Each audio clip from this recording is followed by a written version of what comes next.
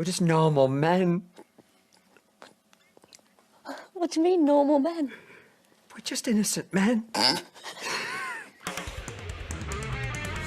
It's time for Side Scrollers with me, Stuttering Craig. I did. Oh, wow! Right on the tip. Just on the tip. And Blabs. Co-hosted by our friends from around the internet. There is a portion of Norway where it is legally required to carry a firearm at all times. If you're just a normal man looking for common sense in this crazy-ass world, you've come to the right place. And now, broadcasting from our homes from around the internet, it's time for Side Scrollers. Okay, you ready? Open wide! Oh, welcome out to Side Scrollers on YouTube.com and Rumble.com, and most importantly, SidescrollersPlus.com. What's going on, everybody? Hey. Happy Tuesday to you. Hey, we are back ready to go. 3 hours of fun today as we were hanging out. By the way, I don't think we told Leaflet we're going 3 hours. I did, don't worry. Okay, good. She can stay as long as she wants. Hi, Blabs, how are you? Hi! Look what I got on today! Oh, your Rumble hat, your Rumble shirt. Hat? Well, It's a Phoenix shirt. usually wearing a hat. Anyway, hi, nice. happy Tuesday. Happy Tuesday to you. You Thank doing you. all right? Yeah, no, just had hair. It's the Riz with the frizz today, it's fine. The Riz of the Frizz with the Riz. There she is, everybody. Straight Hi. from Guam. Mm-hmm. All right, excellent. Well, big show today, like really big show today. We have a couple huge, as they say, couple really great guests. One joining us a little bit later on, but right now joining us for the entire duration of the show, possibly as long as she wants to stay.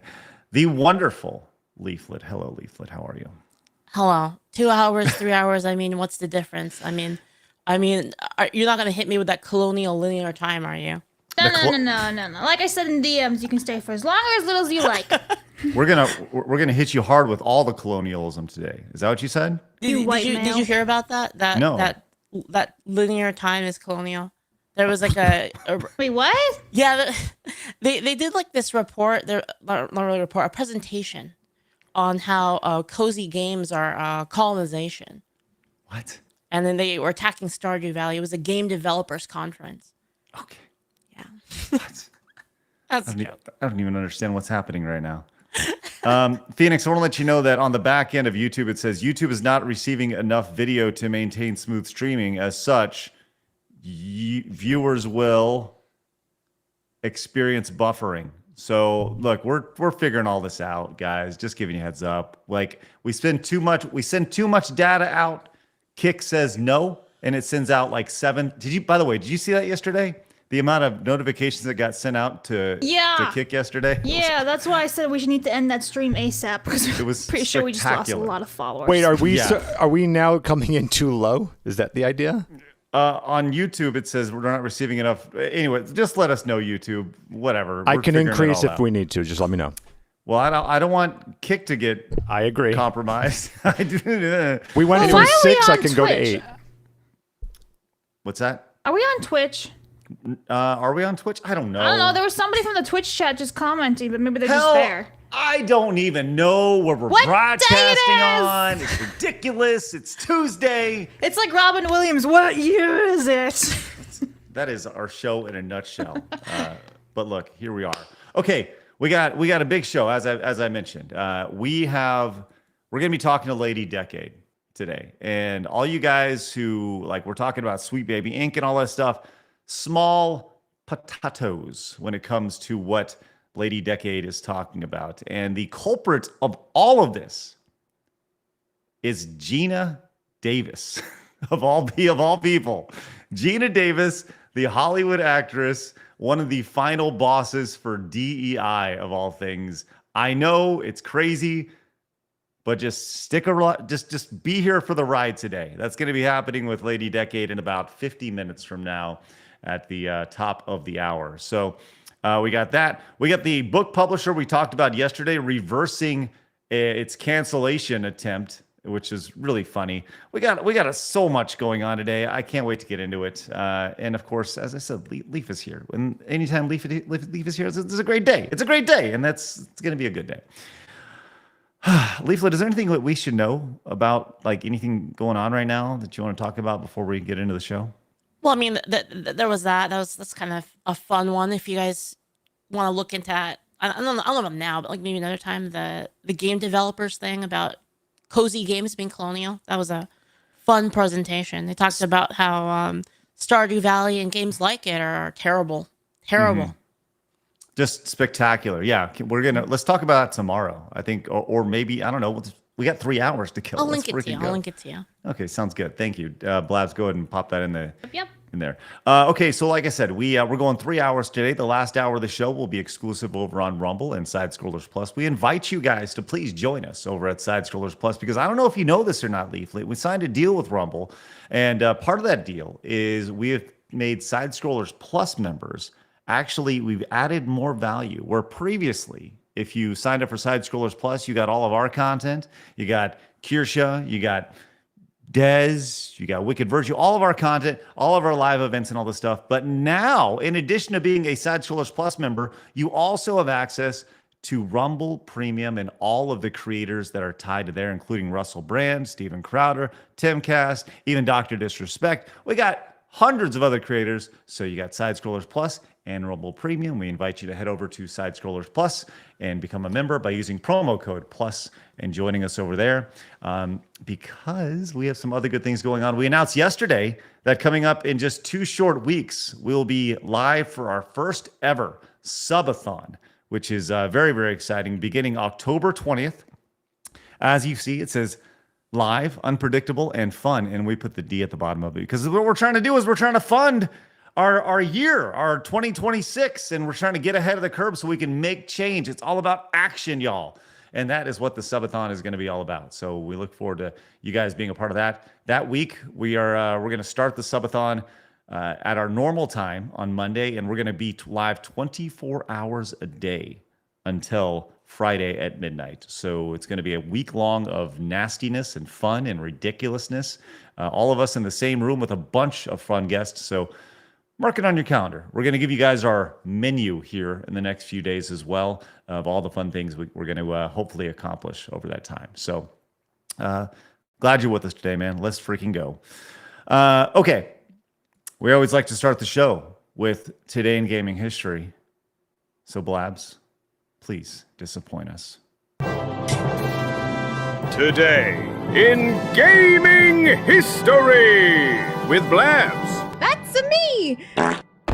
The fart queen is back. All I right. don't like when you say these things. I don't fart, and I'm not a fart queen. I'm not even a queen. I just saw you fart. I just saw you fart on the video. Why are you telling me I don't believe my eyes when I see you fart? You're queer. Anyway, Counter-Strike Source was released in 2004. Just Dance 3 was released in 2011. And then for the Wii U, Paper Mario Color Splash was released in 2016. Ta-da! Okay, some noticeable games that you missed today include 32 years ago, Ridge Racer! That's a boomer meme, man. That is just like a giant enemy crab, but Ridge Racer is from 1995, 32 years ago. Changed the game when it came to home racing games, which is good. Ogre Battle 64 for the Nintendo 64, Blabs. That's good. Here's the big issue, Blabs. Beautiful Joe released for the GameCube 22 years ago in 2003. Leaf, did you ever play Beautiful Joe? I have not played that one. You missed it. It was a good one. It was a great one. It was the best. So good.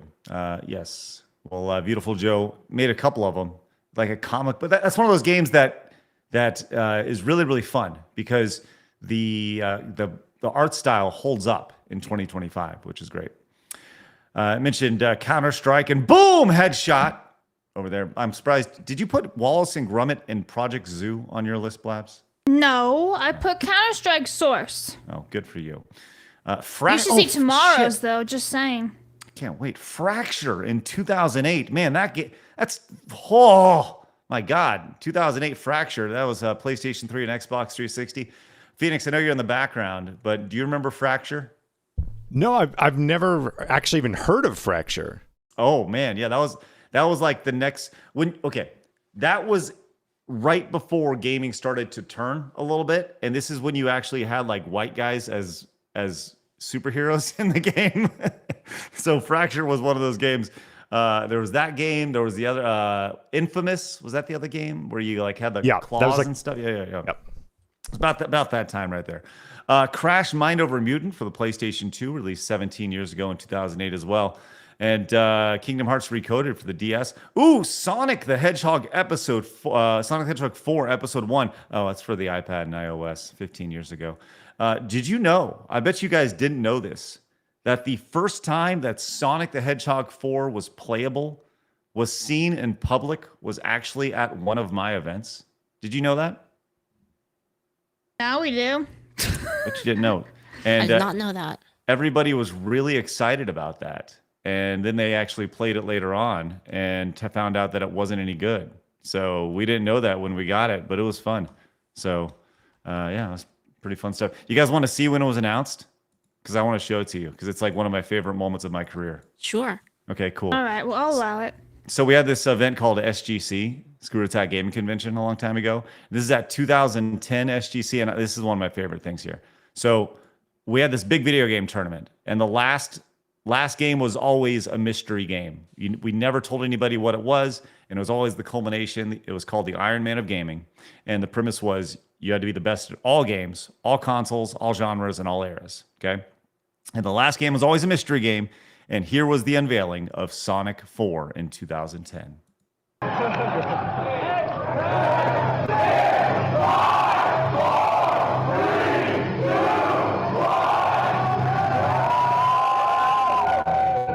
Watch this reaction.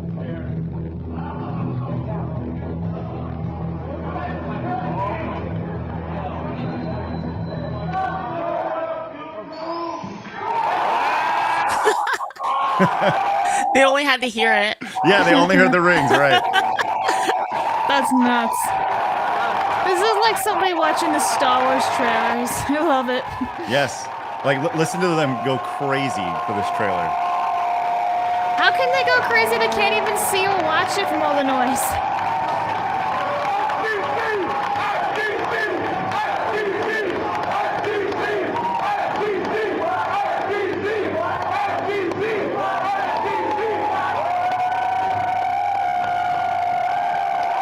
And good times.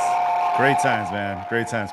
Crowd went nuts. Everyone loved it. It was super fun. Good times. So anyways, you going back to the release of Sonic the Hedgehog 4 on the iOS. Didn't quite have the same effect as the Xbox 360 and all this stuff. But yeah, man, that was great fun. Makes my gives me some goosebumps thinking about that. Because I remember looking back out on stage and in front of 2,000 people in a ballroom, and everyone's going freaking crazy, and I'm just standing up there and being like, "We fucking did it!" It was really good. So, really enjoy that moment. If you get goosebumps, what do geese get? Do they get like people bumps? Well, I appreciate you ruining my story, Blabs. Thanks for. I'm just wondering that was a joke in Balto, and to this day, I'm always wondering what the geese get. Just totally ruining my adventure. Yeah, Sonic. Somebody said that Chris Chan was in the room. I don't know. God. I don't think Chris Chan was in the room for that. Hope not. Paper Mario Color Splash was released for the Wii U right there. That's pretty fun. I put that on. I did. Whatever. By the way, Far Cry somebody in the 6. chat was like, nobody bought the Wii U. I did. You were one I of was the the 14 one. million. Yes. Not many people did, but yes, a lot of people did. Not enough people did, but so there you go. There's Today in Gaming History today. Isn't that great? Ta-da! Ta-da. All right. Hey, Aramis came in yesterday with the $5 direct donation just in the middle of the night. How great was this? He said, not a super chat. Hello, Craig. Just wanted to say thank you for adding new things for us and doing the extra hour. You're all part of my day-to-day. It's nice. Send some gift boxes to you guys. I'm trusting they arrived before the 17th. Hope you all enjoy. Aramis, thank you very much. Appreciate that. I'll keep an eye out in our P.O. box for some wonderful gifts, and thanks for the kind words. Over on Twitch, an anonymous user gifted a tier 1 sub to Girthy Penis. Good for him. Classic. So congratulations, Girthy Penis, for that. You just upgraded. Cenarian came in with a 10, says, I just like to say that I really like it when Leaflet occasionally does some lighthearted content. Seeing her constantly react to real world stuff makes me worry for her sanity. Her videos reacting to guys being dudes was a breath of fresh air. That was a good day. It seems like a lot of the shit is really kind of stacked up on you a lot. I know I've had several people super chat and be like, "I'm worried about Leaflet. Like, you doing okay, Leaflet? You doing all right? Everything good?" It's just I'm fine. It's just, man, the last month. I mean, I'm sure you understand too. It's been eye opening. Let's just say. Yeah, it has sucked. Yeah. It is. There's been a lot of really shitty people for sure. Yeah, but Change that's why how we're I here. view things. That's why we're here. We're here to hang out and have a good time, right? That's what we're doing. It's good. New York Giants fan says, "Let's see if Craig doesn't butcher my joke today." He says, "Did you guys hear about the kidnapping at school? No. The teacher woke him up." It's it's smart. It's not one you hear very often. New York Giants fan, I didn't need to butcher your joke for you to butcher yourself. But thank you. Appreciate that. Sorry about those Giants. Cajun Corey says, "Hey, Blabs, what do you call a deer with no eyes?" Okay, I've actually seen this one 2 minutes before, so no idea. And I kind of like it. Smart. That's good.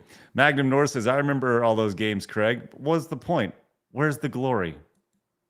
Listen, there's never any glory in video games ever. 60 Watt says, "No one bought the Wii U. This is coming from someone who bought the Wii U." Thank you, 60 Watt. Pyro Rampa says, "Just to clarify, Infamous had the electricity powers and Prototype had the claws and a bunch of other powers. I love both games." Oh, there you go. See, I knew they were kind of like one and the same back then. They kind of came out around the same time, but they got lumped together. Sonic the Hedgehog came in with the $2. Says, "Remember when Sans was announced for Smash Brothers?" Thanks, Sonic. Appreciate that. Good to see you. And Magnum North says, "Last month made me fully aware and also more supportive." Thank you, Magnum North. Appreciate your support. All right. We do have a couple Rumble rants as well. We have Master MK7 says, "Yes, Leaflet is on today. Cue the seal's barking sound." Arf, arf, arf. Nice. Mercenary says, "We'll catch the VOD going to work in half an hour." And also, YouTube is unwatchable right now. Give it 5 minutes of buffering for every 10 seconds of viewing. Really? Okay, so we are okay. It looks like it's. I it's can been increase corrected. if you want. That's just let me know. Now it says the connection is excellent, so that's good. Beautiful. Yes. And Mercenary says also Blabs is fired for a bad selection of today in gaming history. So there we go. You're fired, mercenary. All Shut right. up, Vince. C. Thomas Peasant just came in with a 10, says, "Another show, another day of having Julio's co-star."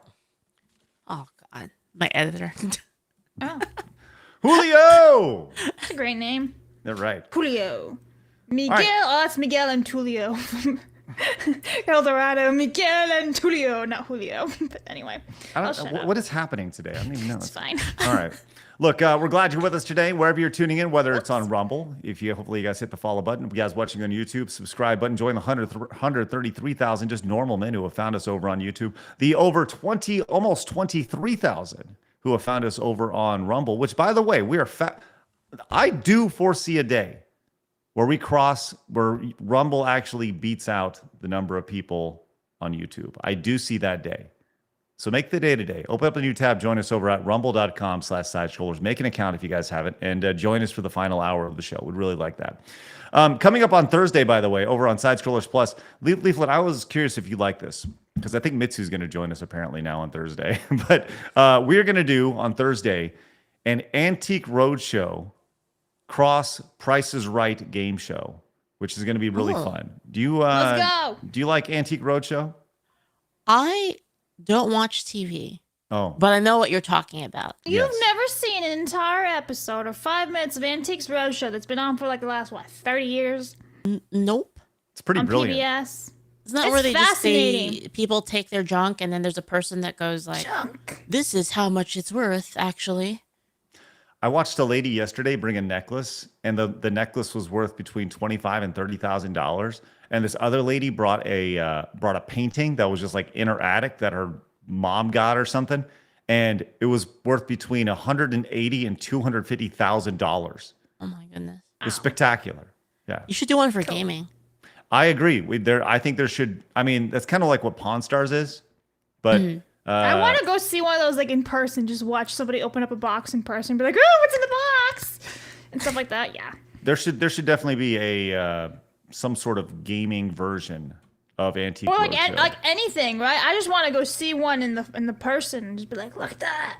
Yeah.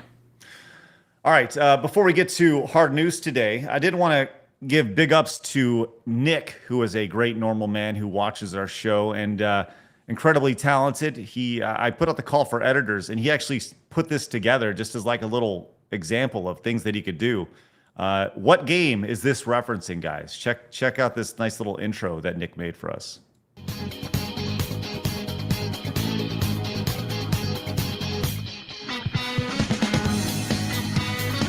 Fun, huh? Pretty cool. I love it. It's so cool. Leaflet, do you know the game that's being referenced there? Persona 5. Ah, yes. A woman of Classic. culture. There you go. Is it a classic? Can you say it's a classic? I feel like everybody knows Persona 5, though. Yeah, it takes like 120 hours to beat the game, right? And then the idea of Persona 5 is that you got to play it for more or less 3 weeks full time so you can finally get to any stopping point in it. It's like takes forever, but It's got the best music. the and best. stuff. The best. All right, well, the chat knows. That's great. All right, let's get into it, friends. It is time for my favorite segment, your favorite segment, everybody in the world's favorite segment. It's time for hard news.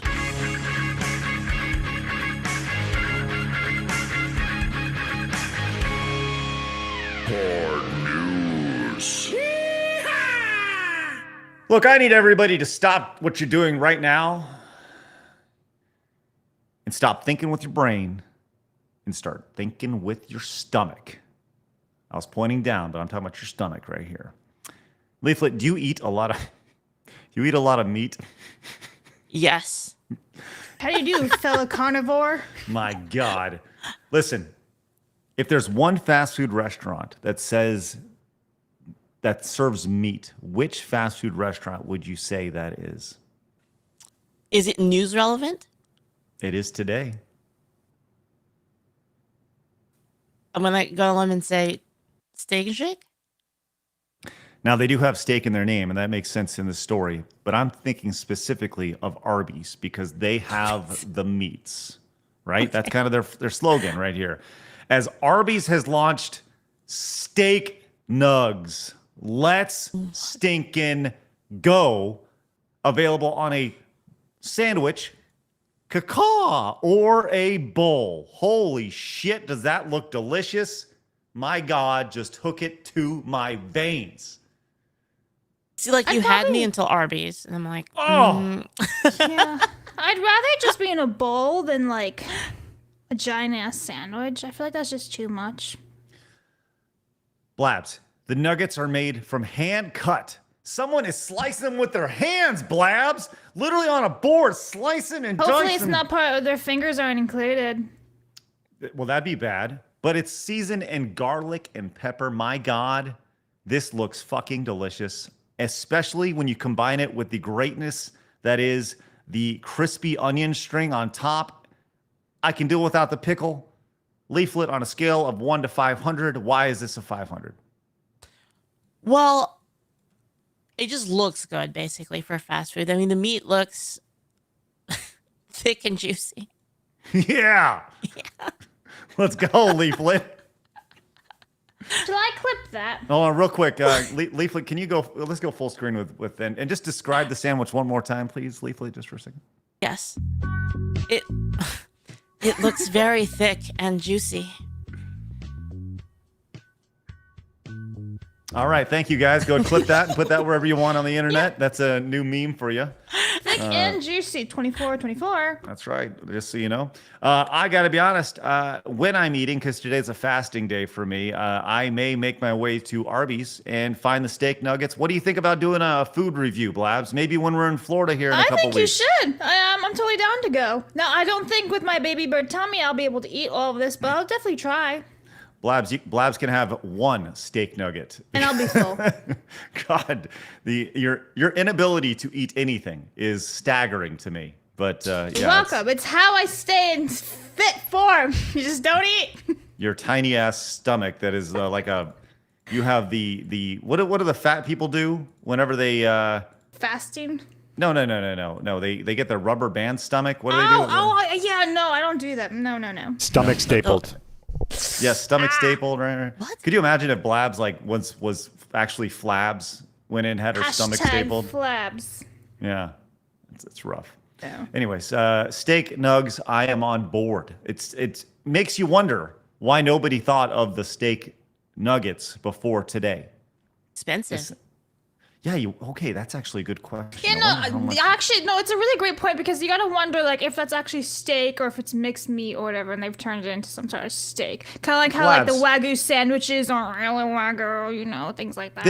This does not look like it's been combo meated over here, all right? Listen, they're gonna make it look as best as possible for an advertisement. You know it, I know it. We all know it. They make everything look better than it actually is. It's like when they have those commercials and they show like the fruits and vegetables and they're basically not even real vegetables. They're like plastic pieces of things and stuff. Yeah, no, this could just be really, screw 'em. I don't listen. I'll be the Tinfoil judge of this. hat moment. It's not real All right. steak. All right, listen, I don't even know why we're going to be talking about this, but here we go. Oh, Steak let's is go. steak. Especially on a fasting day. This is a horrible idea. Oh, good. Let's keep talking more. I want Des to win this. Hold on. All right. Anyway, so. Hold on. A steak nugget bowl served over creamy white cheddar mac and cheese topped with crispy onions. Come on. Leaflet, that sounds delicious. I'm just skeptical. Like, so they cut it in the restaurant. Apparently, like that's what they're saying. They're saying like, that. what cut is it? It looks kind of. I It looks kind of well done. Like I don't know. I'd try it though. I would definitely try it. Yeah. The nuggets are positioned as a high protein alternative to traditional fast food. Let's dig and go. A 10-piece has 72 grams of protein. Oh, that's how much? That's that's a good point. Let's find out. I don't know how much. It doesn't say anything about the price. But I need to stop talking about this because I'm fasting today and this is making me very, very hungry. So shut up, Craig. Let's go. Let's move on. Let's see. I'm trying to see if I can find any pricing for you. I can't find anything yet. Thank you. All right, let's go and move on to our next story. But first, Win came in, says, Craig and Blabs, did you hear about Leafs' new tabletop game, Epstein Island and Portland Copper Unit, and send them to the south as seen on Angel Sword TV? Oh, and Leaf, you're apparently Alibaba and just flat, according to my poll on your Discord. Leaflet, did you know there's an actual video game called Epstein Island that you can play on Steam? Is that and there's real? there's wheelchairs of Stephen Hawking and stuff, and it's co-op, so you can play with your friends. I've played it. I played it for a whole hour, and that's all you really need to ever play it ever. I should check it out. You should. It's horrific. There's pirates and things too, and like I said, there's random ass wheelchairs all over the place. Yeah. Speaking of wheelchairs, we're gonna get some more AI slop today. I can't wait to share that with you guys. It's gonna be great. I love it. Cenarian says, I did my part. I bought 3 Wii U's. Unpopular opinion, but it's my favorite Nintendo system, especially when Miiverse was still online. You could, you got to buy your Nintendo classics instead of having to subscribe to play them. Manita is the best princess. Okay, thank you, Cenarian. I feel like it's a bit of a stretch saying the Wii U is the best Nintendo console. I think Cenarian. You got a little waterhead going on right there with that opinion. Don't be a waterhead, Cenarian. Speaking of waterheads, let's talk about BitMap Books. Now, you may not know who that is, but we talked about them on our show yesterday. Leaf, did you see the whole saga with BitMap Books yesterday? I have not. My head's been buried under the sand. Well, this has been silly. This has been silly. Yesterday, there was this nonstop silliness where they came apart. They came by they're a book publisher, and I think the best thing to do is pretty much just read this. Blabs, how about you read this really fast? And Okay, well, I'll have to pull up a screen because I can't see anymore. yeah, I know, Blabs. You just do it while I'm asking. Yeah. Hang on. That's I've good. got to find it. Hang on. That's good. Where Thank the you. hell is it in the document? Oh my God. Oh. Dear supporters of BitMap Books, last week after the launch of our latest book, The Definitive Book of SNES RPGs Volume 1, we became aware of some historical comments made online in 2022 by the author, Moses Norton. We fully understand that these comments were insensitive, offensive, and are absolutely not views shared by BitMap Books or any of our stakeholders. We've spoken to Moses, and he's agreed that BitMap Books will donate all his royalties, present and future, to charity here. Okay? So he came on, and they said that because he said things that they didn't agree with, they approached him, and ultimately they said that he needs to donate all of his proceeds to charity. Now, apparently they came to an agreement on this, and this is what the author said shortly after. He said, "I'm the author of this, and I need to take a moment to speak honestly with you. Some old remarks I made have resurfaced and understand why they hurt, alarmed, or disappointed many people. These statements escalated were from a simple argument over video games. They were wrong. And the long and short of it was this: he went back and forth with this person, and this is like in 2022. This is not long ago. They're just jabbing at each other back and forth, right? And it's not like he's like, hey, I'm gonna effing murder you in Minecraft or anything like that. He was just making some lighthearted comments about this. And this person, Sticka, went to this BitMap Books company and tried to call him out. And then ultimately BitMap Books came out and said, okay, well, we're going to do something about it. And they more or less fucked this guy over here. Now, because of these consequences and this author here, the well-read mage, having his stuff, all of his royalties being taken away, Sticka was like, yo, hold on. I actually don't think he deserves to lose his royalties over his work. And he kind of pushed it too far. He says, especially weird because you're not losing your profit margin. The punishment was disproportionate and it should be reversed over here. So cancel culture came in the form of BitMap Books.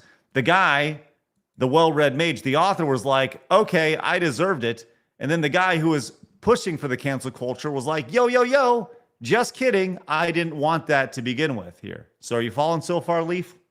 Yes. It's a mess. Well, This let's keep on going, because BitMap Books responded yesterday afternoon and was like, yo, my God. actually, saying, Blabs, if you want to read this one, do you got to get this pulled up too? Oh, yeah. Okay. Dear supporters of BitMap Books, although I stand by the fact that Moses' comments were ill-advised and insensitive, the whole thing blew up and was made much bigger than it needed to be, which I would argue that by you going in and taking all of his royalties and donating them to charity, that is maybe what made it bigger than it needed to be. But I'm just saying, Moses has publicly apologized for any offense caused, as has the original poster of the comments, who did not intend to cause this much trouble. I do not feel that this warrants an author losing his livelihood and ruining years of hard work to produce his book, which he did just 24 hours previously. A lot of interesting things there. Despite multiple accusations to the contrary, Moses freely agreed to donate his royalties to charity. There was no coercion from me. However, we both recognize that due to an increasingly stressful situation, that decisions were rushed on both sides. I'm pleased to say that Moses and I have spoken again today. We stand together and have agreed that he will receive 100% of his royalties. Maybe I was hasty in my response, and I am happy to admit to that. At this time, I sincerely thought I was doing the right thing to diffuse an increasingly difficult situation. I will commit to donating all company profits from this print first run to charity. Okay, there we go. So look at the timeline on this. This is October 6th at 4:42 here.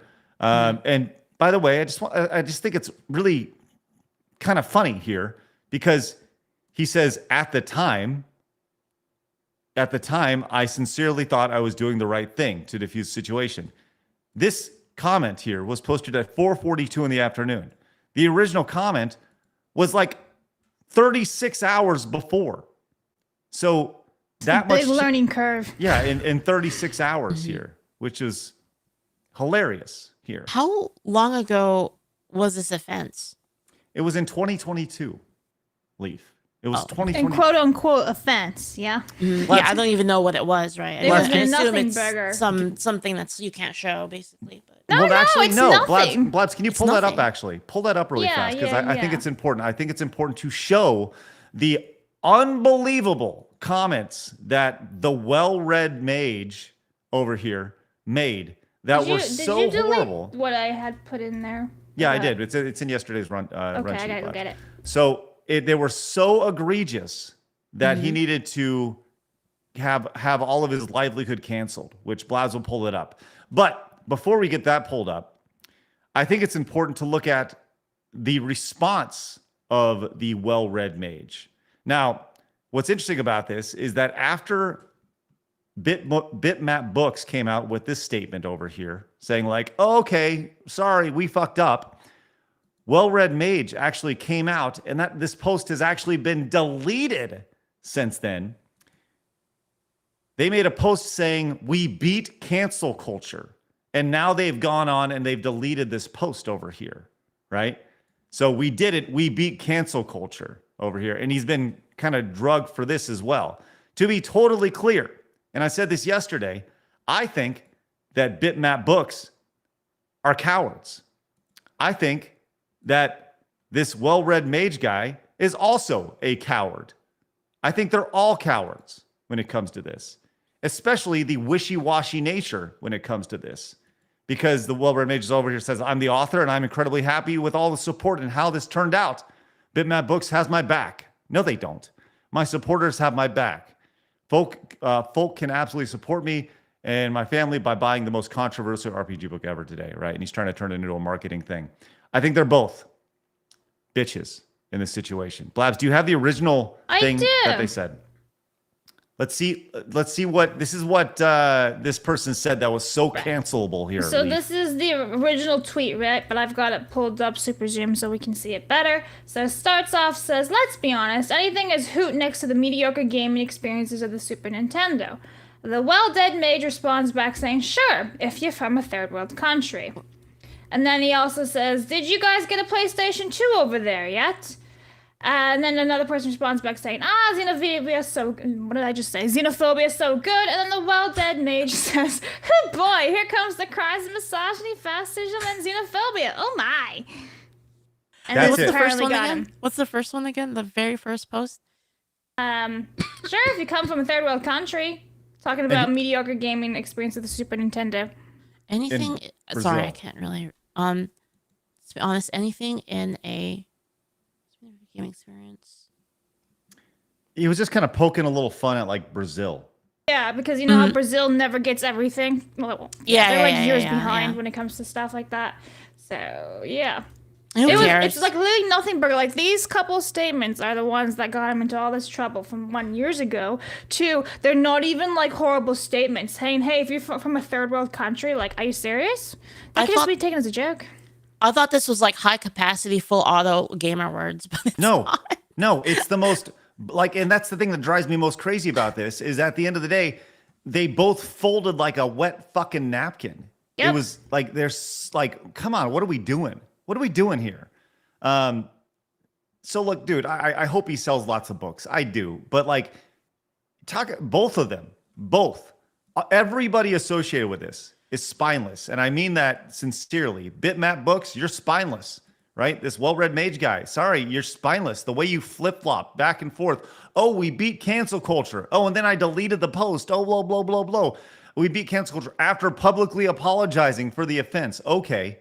Like, I just, Savvy's right. Nobody should work with BitMap Books over here, and nobody should take this well-read mage guy seriously. Like they have no spine at all, and I'm sorry to come down hard on these people, but you all look like giant bitches. Everybody associated with this, including the Sticka guy.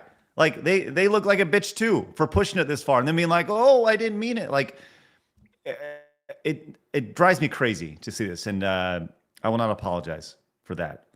Otherwise, they'd be just as bad as them. So It's also just not even effective because, like, when you get, like, you can't even apologize because you apologize, it doesn't do anything. I don't care.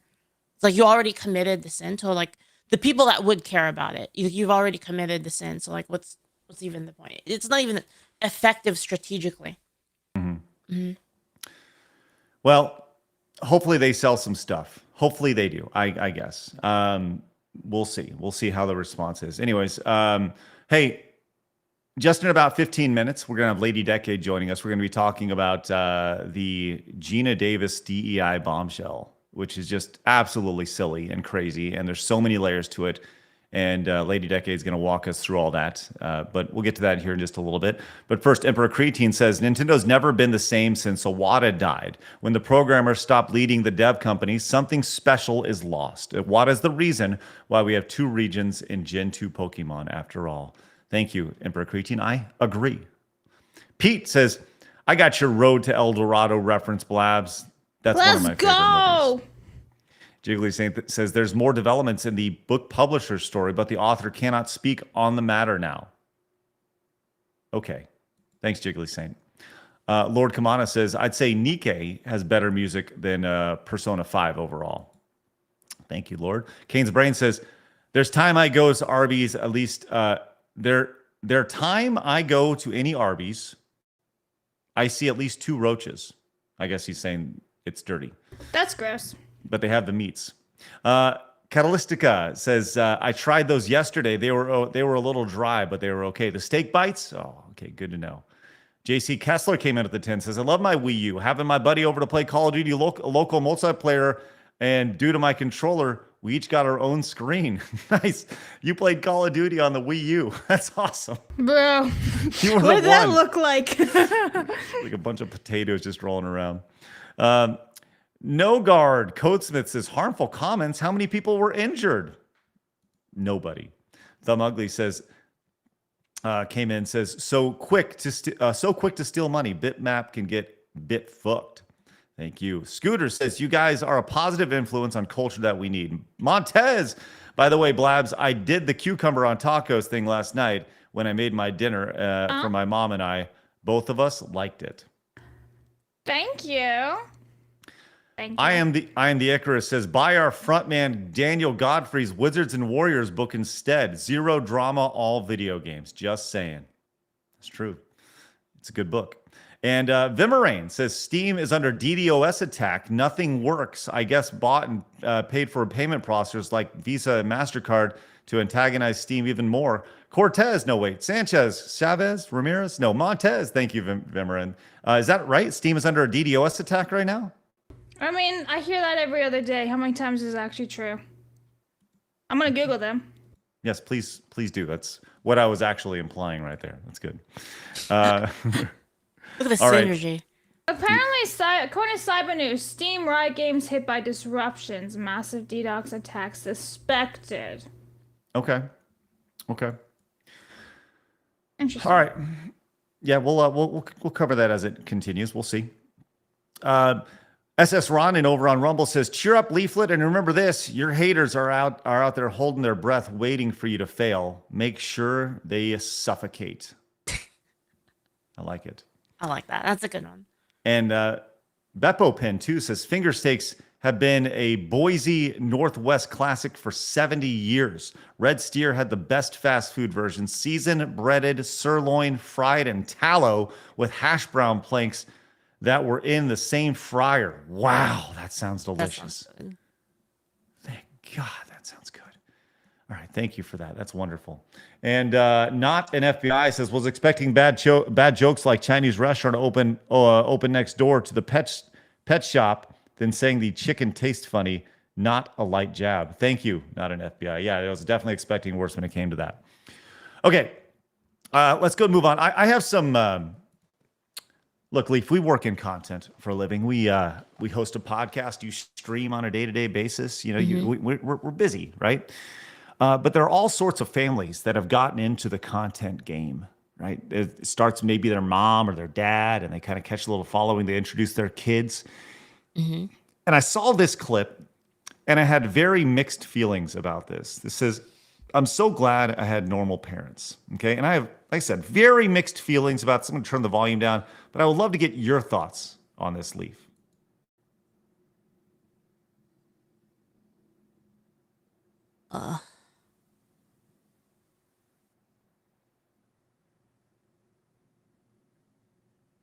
Every day we stray further from God.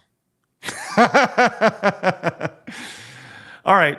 So as you see this entire family doing this TikTok dance and mom doing her choreographed nature with her kids going around and like all set up and choreographed, I can literally hear Phoenix rolling his eyes right now.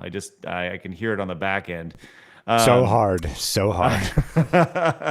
Leaf, what are your thoughts of this family doing this? This is TikTok's fault. Well, of course it's TikTok's fault. I agree.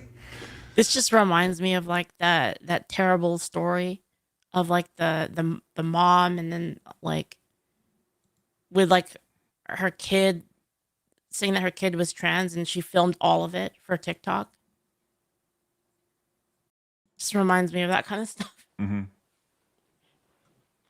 It's like the attention, like doing it for like the attention, and it's just weird. Like is it? I don't know. I don't know. I find all these type of things extremely cringy. I hate using that word cringe because, but yeah, look at that. Look at that. That is so weird. I mean, I get it if you want to like dance with the family, whatever, and stuff like that. But why film it? Why does everything have to be like content? Everything has to be content. Can't you just, I don't know, live in the moment for 2 seconds, have fun with your family, and not put it on the internet? Like, just because you did it doesn't mean you have to record and show the world you did it, you know? Okay, so allow me to try the Let me guess, you're gonna be the one who says this is totally A-okay. No, I'm not saying this is okay. But what I am saying is that there are times as a family you want to do things together. Whether Yeah, that's what I'm saying, yeah. Right. Where like this is why I have very mixed feelings about this. Is this crazy cringe? Yes. But at its core, it is still a family doing things together. Right? Which yeah, that's like I said, I agree with that. I think it's fine. Families want to like dance it out, whatever, have fun. Cool, awesome. Does the internet need to see it every 2 seconds that you're dancing? I agree. I do agree with that. Like, hey, we're going to make this fun TikTok together or whatever. We're going to go through and go create all these, get all also, of our is the husband stuff. really having a good time? Is he? Is he? I think the other thing about this is like, this is very clearly the mom's doing here. Yeah. Right? She's the one who's choreographed this whole thing from beginning to end, the entire dance routine. Like, Yikes. it's... Can you imagine being those kids and they go to school or whatever, or they go to college in like 10 years or whatever, and they're like, yeah, that was me. That's my mom shaking it out in the kitchen, as you do. Normally it's like, what? Like, oh yeah, my mom's a TikTok mom, huh? Like, ugh. Ugh. I think it's brother, ew. For me, what's so weird about it is just like seeing it choreographed. Because I actually do like when there's occasionally you'll see like these YouTube channels where it's just like a family going on vacation. They kind of film it, but it's like really natural. You know, it's not like it doesn't seem fake. Like this is just kind of like it's so fake that it's off-putting. I think to me that's we the really issue. need the brother ew meme. Brother ew. Brother ew. What's that, Ew. brother? On a just total side note, do you guys know what the big meme is right now when it comes to kids and like middle schoolers and high schoolers? Do you No, guys know what what it is is? You guys know what 6'7" is? Number. Leaflet, have you heard 6'7"? Have you heard this? Nope. No. It's so unbelievable. Phoenix, have you heard this at all? 6'7". No idea what you're talking about. Okay. All right. And okay. So it's this stupid meme of this kid who's at a basketball game, and I think he's talking about how tall this guy is, and he goes 6'7", and now it's become this thing where at school, anytime 6 and 7 are next to each other, all the kids in unison go 6'7". Why? And there's like, I don't know. Whatever. It's kind of funny, but it's really stupid. Whatever. Let Let him have that one.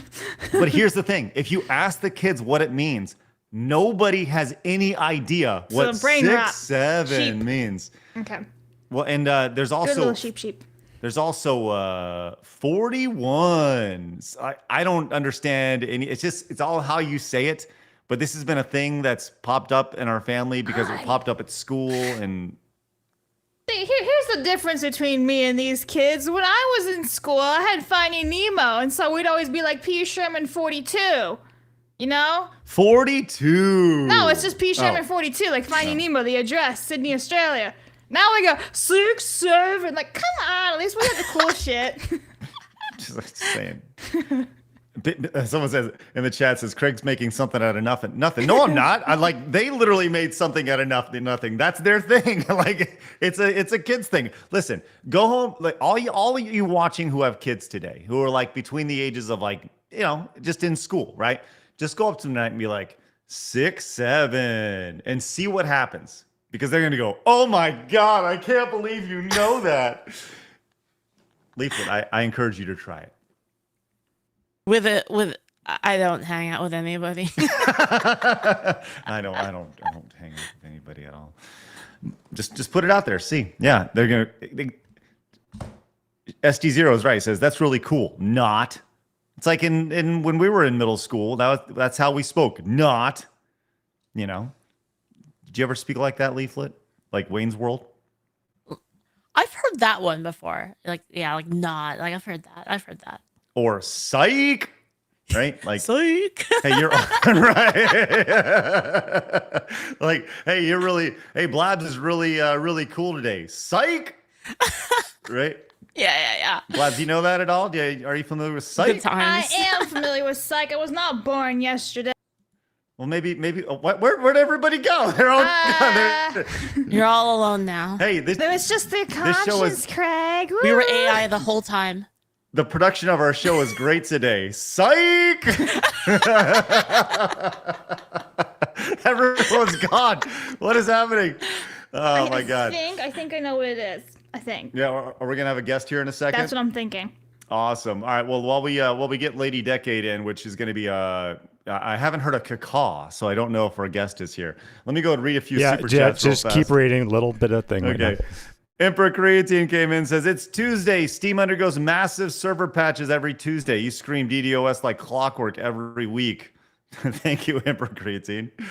Young Staub says so. ATSU or ATSU is Les at the end of the game. Confirmed it's bleh.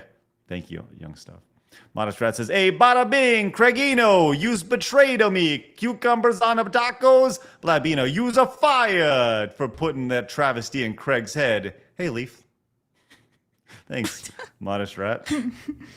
Yeah, would you ever, Leaf, would you ever try cucumbers on a taco? That sounds pretty good.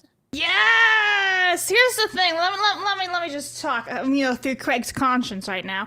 I just want to point out that Craig made, like, the shittiest taco, right? Like, it was melted cheese. It wasn't even a proper taco. And then he gets mad at me for, having cucumbers in it. But I'm just saying, a really nice, good taco with a little bit of cucumber on it is pretty refreshing. Psych. Not an FBI says sure. Their Hi. favorite candy is Tylenol. Nice to meet you. Cacaw. Mass Cacaw. You said. Oh, thanks. Caw-caw! She's here. I've missed something here, haven't I? No, it's just our alert saying, like, someone's here. All right. Well, joining us now. Caw-caw! For think the so crazy first now? time ever, very excited to be welcoming Lady Decade to the show. How are you? I'm all right. I've written a lot of notes. So Yeah.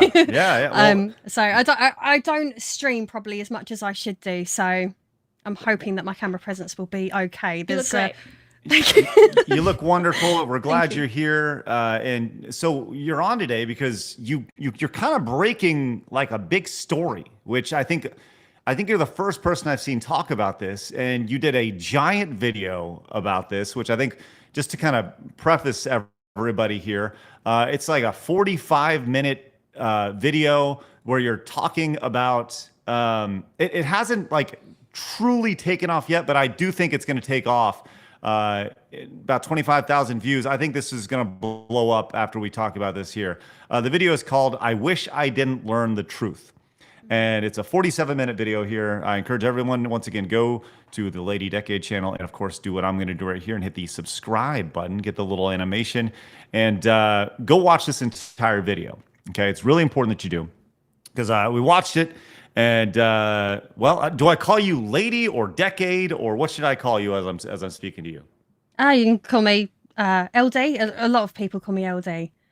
Okay, so LD, give us a rundown, just as we walk us through this discovery here of what you found and how Gina Davis, the American actor or actress, may be the final boss of diversity, equity, and inclusion. So I was doing some research for my video, which was prior to this one, which was my own takes on the uglification of gaming. And it's as I was doing the research for that I saw the name Gina Davis come up in the web pages, results, etc. And I was like, what's she got to do with any of it? Because obviously I know Gina Davis from watching like Thelma and Louise and like Beetlejuice and stuff. But so I literally clicked on the website, and I don't know whether I can share my screen at all on this. Yeah, absolutely. Down on the bottom of your screen, you see a little gear. Next to it looks like a little monitor, and you'll be able to share that way. Phoenix will get you taken care of that way. So, okay. I think. There we go. Yep. Right, there we go. I've got everything in order. All right, let's do it. So yeah, I literally ended up on this website here. And I was like, that is Gina Davis. That's not like another Gina Davis. That is the Gina Davis. But first thing you see, who are we? For 20 years. And I'm like, this lady's coming up in all of this research. Reinventing, transforming, and inspiring how global creators authentically portray the world. And this is the Gina Davis Institute. This was a charity that she started up 20 years ago. Yep. So if you, and I fully encourage everyone watching this, like when you've got some time, go on this website. Or it's two websites, in fact, but go on both of these websites and just look through, and the gravity of it will hit you. So, and this is where this is the main part that, in my opinion, separates them from companies like Sweet Baby, because it's research. So they're going to these companies and being like, you have to do this because, so yeah, but on this particular page, you've got our impact, trusted resource for industry change, 2024 survey of our partners and collaborators shows the measurable influence of our work. And then it's saying that the Institute is being impactful, blah, blah, blah. It's basically quite a foreboding bit of information here. So basically nearly 95% believe the Institute has been impactful. 80% have used GDI research to inform their work in entertainment and media. So this, correct me if I'm wrong, this whole thing started when Gina Davis was watching TV. She was watching like kid shows, and she's like, hey, there's not enough female characters here. And so she started the Gina Davis Institute, and the idea was for more inclusion when it comes to primarily kid shows, but also just media as a whole. And it started in media. And they started partnering with people to, I guess, the idea was, hey, partner with us and just commit to us that you're going to put more diversity and women in your shows. And then ultimately that went from TV and movies, and now we're into video games, which is where it gets to now. So I don't know whether many of you can recall 2004, but in 2004 I was 15 years old, and I was watching Nickelodeon, Disney, and then in England CITV and CBBC, which I've noticed you've actually got a CBBC meme that you use on your on this podcast. We're just normal men. That's right. Yeah, absolutely. So that animatronic dog, or that puppet, sorry. But yeah, basically there was plenty of diversity around back in those days. Like everyone could remember, even as far back as the 80s, like Sesame Street, plenty of diversity on that. But apart from the fact that that's obviously bullshit, she's obviously around 2004 got through another marriage and thought, tell you what, I'm bored. What meaningful contribution can I have to society here? So, yeah, that's where we end up with this website that she's on. Okay. But if you go in the search bar and type in video games, which I'd done earlier, you've got 21 results here. So showing 1 of 6. So the role of age in video games, representations of video games. And these are all of their essentially research quotas. So what I think it is I think she's come up with a conclusion and then got research to support a conclusion, if that makes sense. Right. Which is, you see this oftentimes where they are working towards their thought process or their ideology, and not necessarily towards, just a baseline of data. Right? They're looking to find things that help their thought process. So, and in this case, it's about representation, and it started off with women, and then it became a much bigger thing here. So. They're into video games here. There's a lot of studies here, and there's a toolkit associated with this. Okay. So I've already clicked on that because I have to be prepared on these things. I love it. Thank you. So essentially, representation in video games. So the toolkit, when you click on that, it's a PDF, and this is what you have come up. I don't know whether that's showing up or not. Hang on. 2 ticks. That's okay. Let me press the buttons. Yeah, sure. It's got a nice. And if it doesn't pull up for you, I'll get it all scored away on my end. It's no big deal. Would you mind? Is there? Yeah. Not at all. It's not showing up for me. I'll get you. Just stand by. Right, which All right, link gotcha. do you need pulled open? I got you. So Okay. it's on this page, and it's this link here. I got you, Phoenix.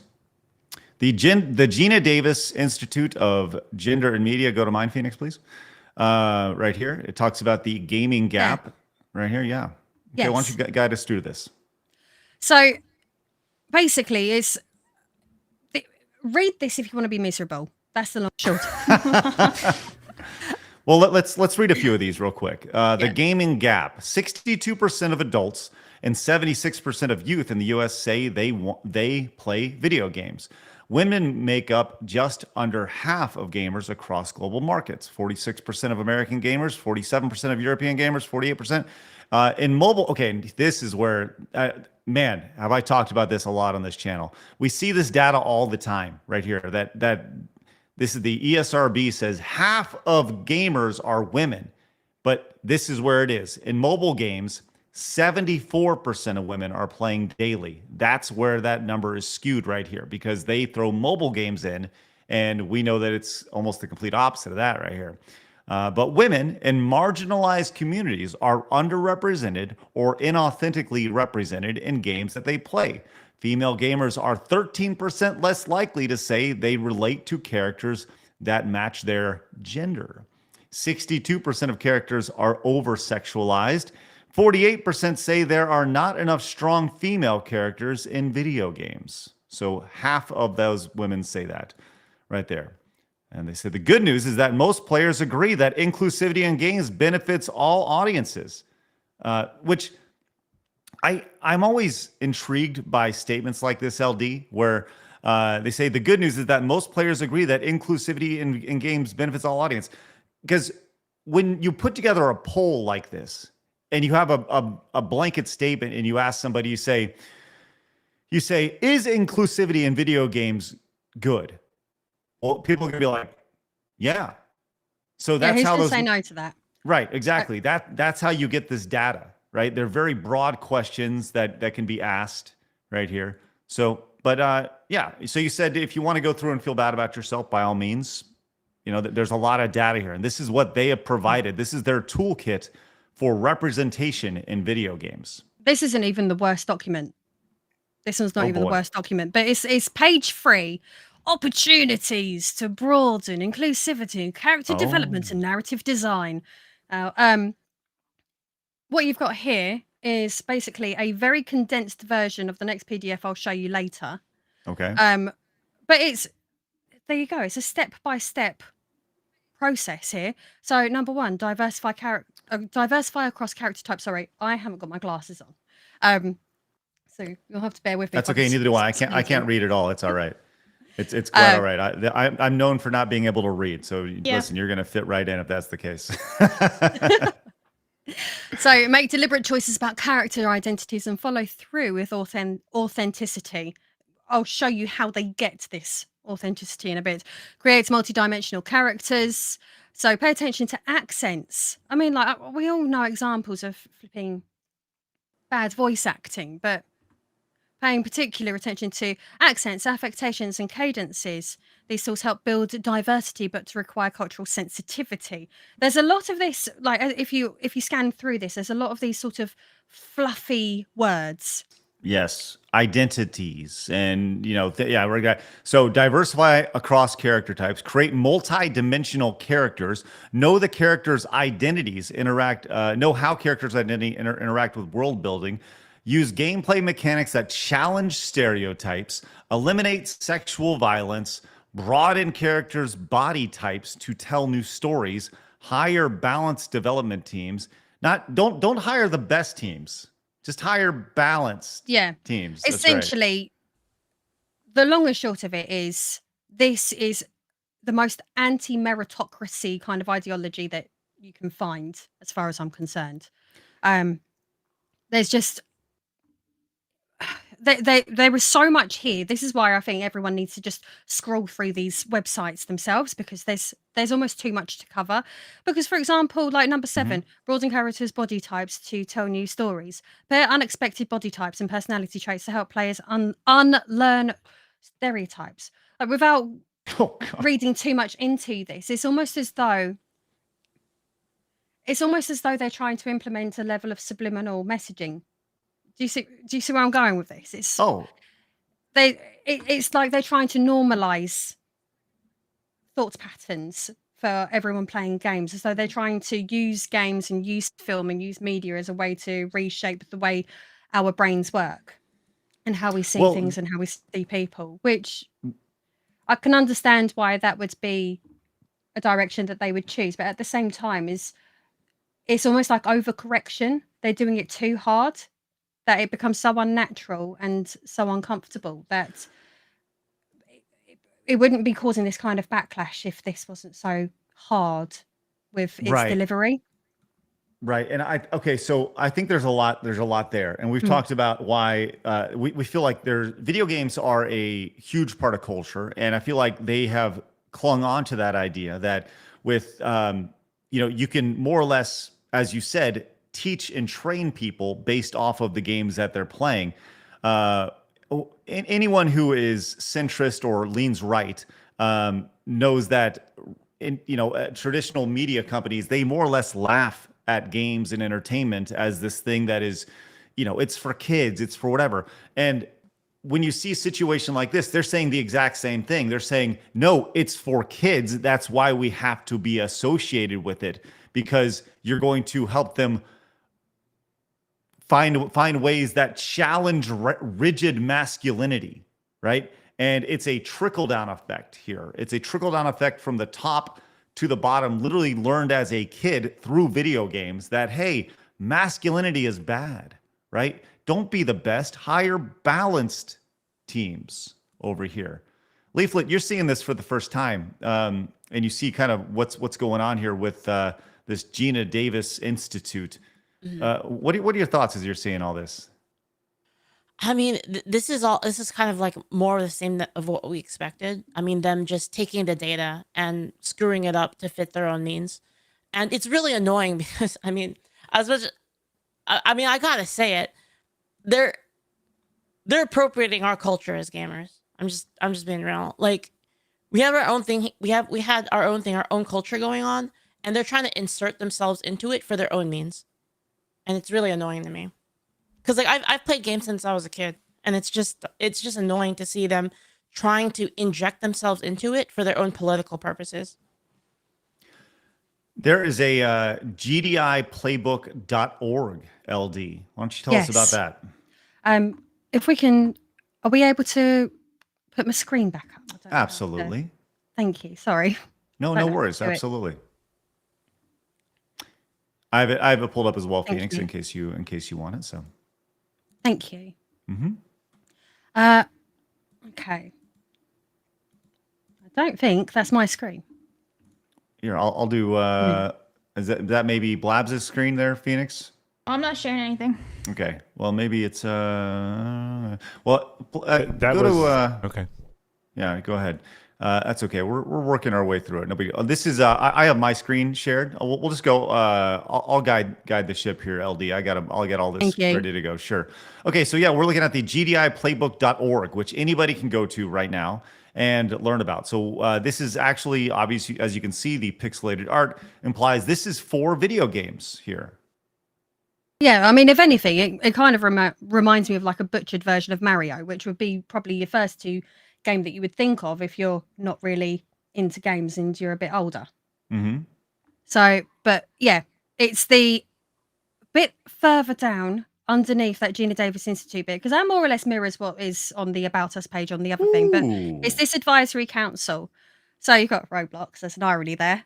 Roblox, Warner Brothers Discovery, Microsoft, Xbox, Activision Blizzard, King. That's probably where they got all of their huge amount of female gamers from.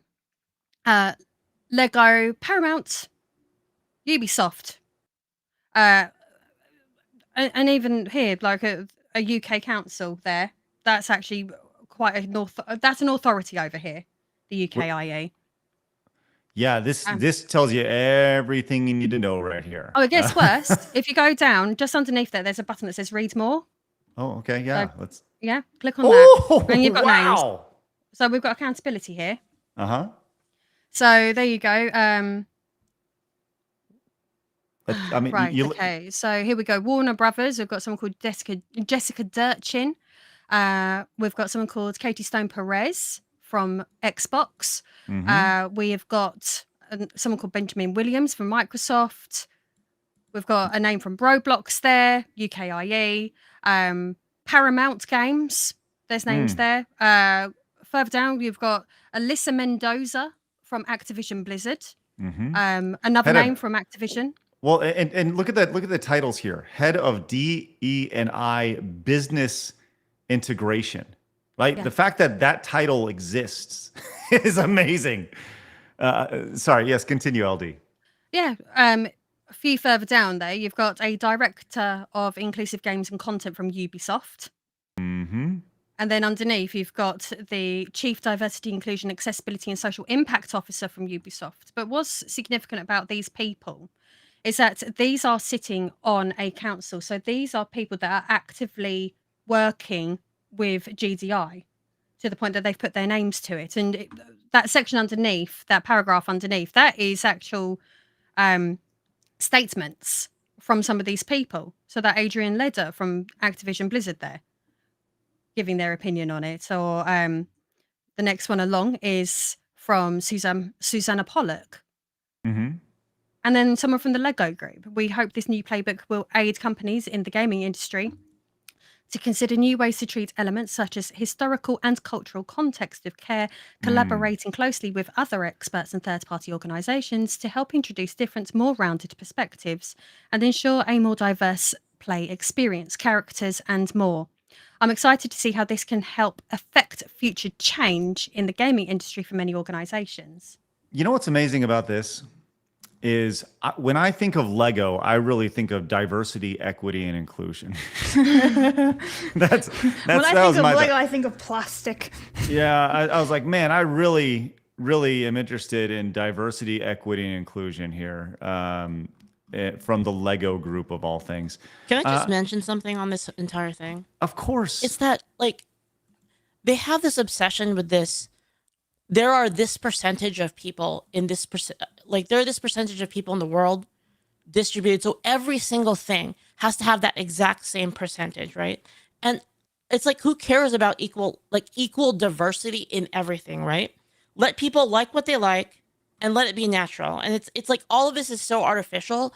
They're trying to make the numbers more like how they want it, how they view reality. And it's like, things are not, if you just let things go as they are, if more girls get into gaming and more girls do want that, it's going to rise to the top.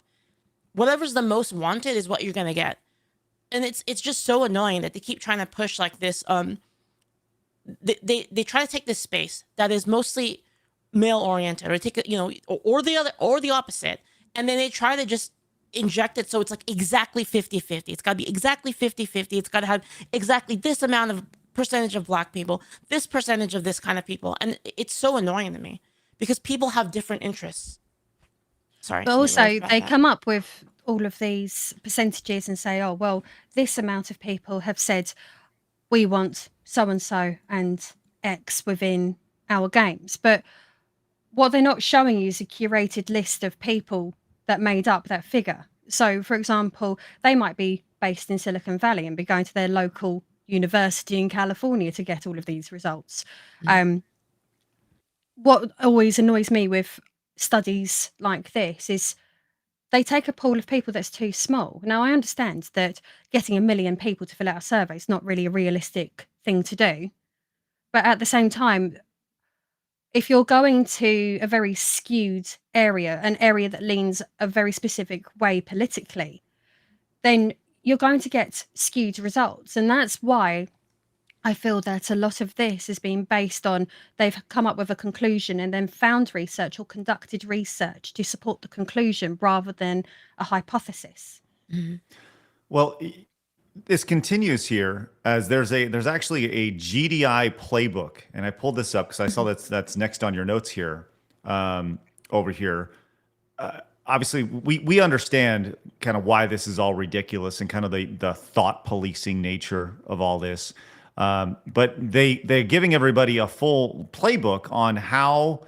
Yeah, well, you can see right here it's divided into 5 topics here. Which we call keys to help you craft engaging and meaningful games. Each key includes elements that you can work towards as you explore. Feel free to jump around the playbook here. Now, there's some interesting things that you did in your research that you wanted to showcase here, LD. Why don't you tell us about that? The thing is, on this, it's basically, this is, in my opinion, a document that is meant to compel the reader or the developer to feel and think in a certain way. And it's taken all of the magic out of storytelling by compartmentalizing the person who's reading this and working on a game so that any organic, true, talented storytelling, it comes secondary to tick boxes. Now, within this, as you saw in my notes that I sent over to you, Yes. there's 53 pages on this. Yeah. So I've had to be quite selective with some of the parts that I was going to show you. So the first one was going to be page 8. Mm-hmm. And on page 8, you've got a section on here that says why it matters and mapping your social identity. And then you scroll down to page 9 and you've actually got an actual tick box. Holy shit. Yeah. Wow. That is amazing and horrible at the same time.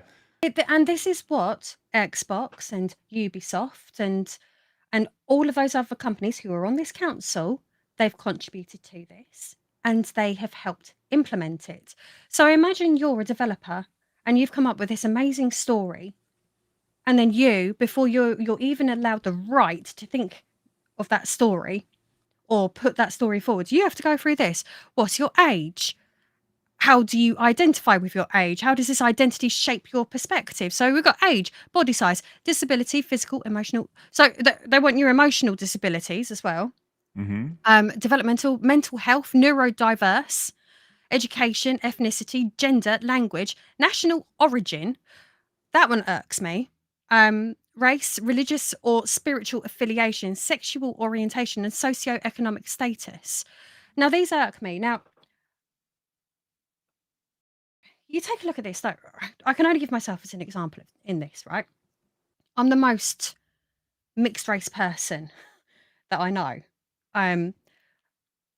But I've lived in East Anglia in England my whole life, right? I've been brought up in an atheist household. Now, my grandfather was a Tamil Hindu, right? Okay.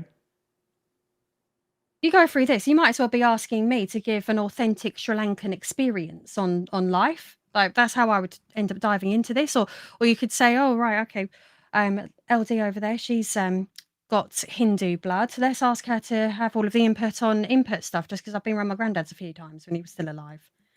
So it doesn't work like that. You can only put forward what you can put forward, but that doesn't mean that your own experiences in life and the people that you've met can't shape your own thoughts in storytelling. Like, just because, for example, I'm not German doesn't mean that I couldn't write a really interesting story about people in Germany.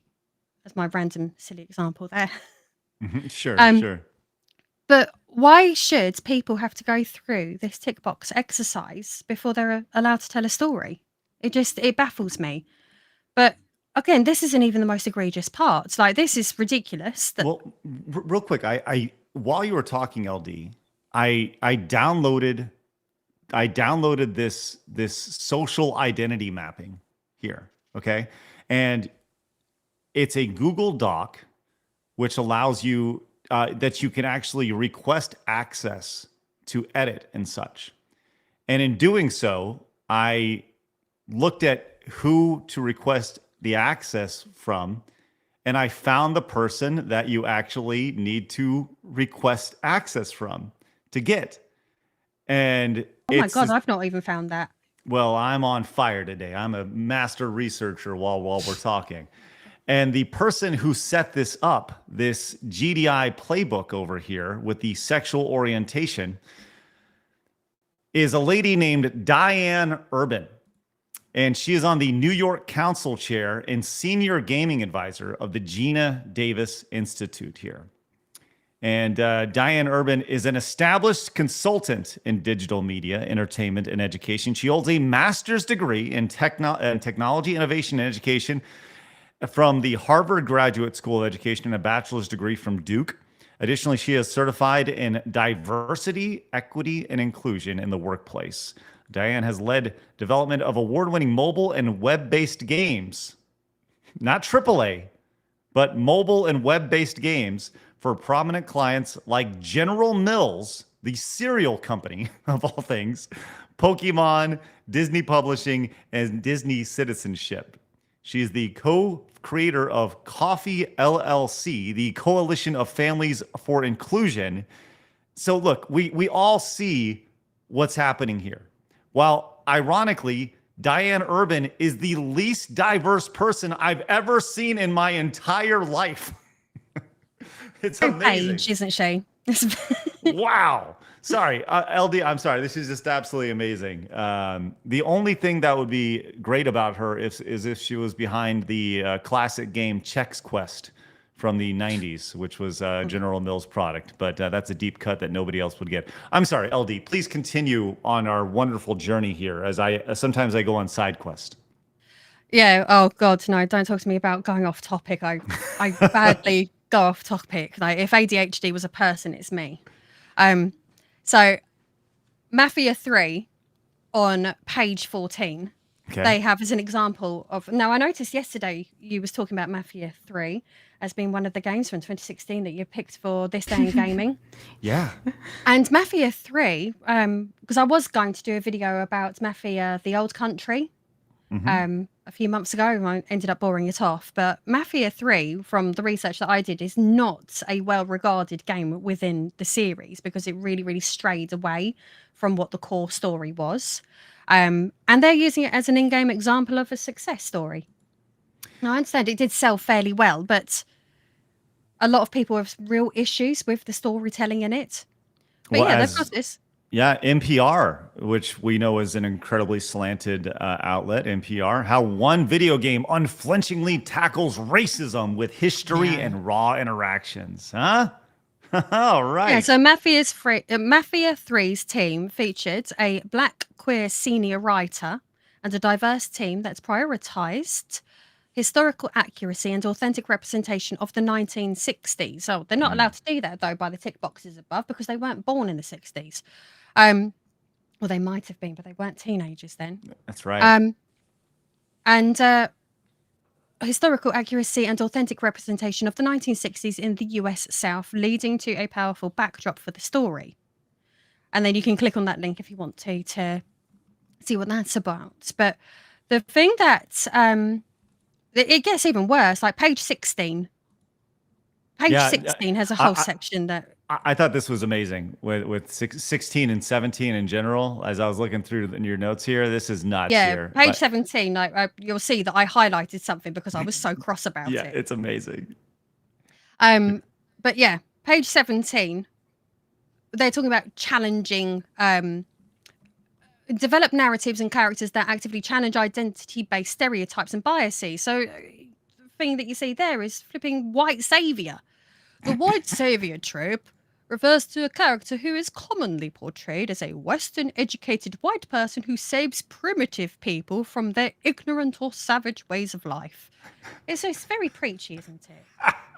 For example, this includes stories of explorers who tame barbaric indigenous populations and bring them Western ideas or inventions.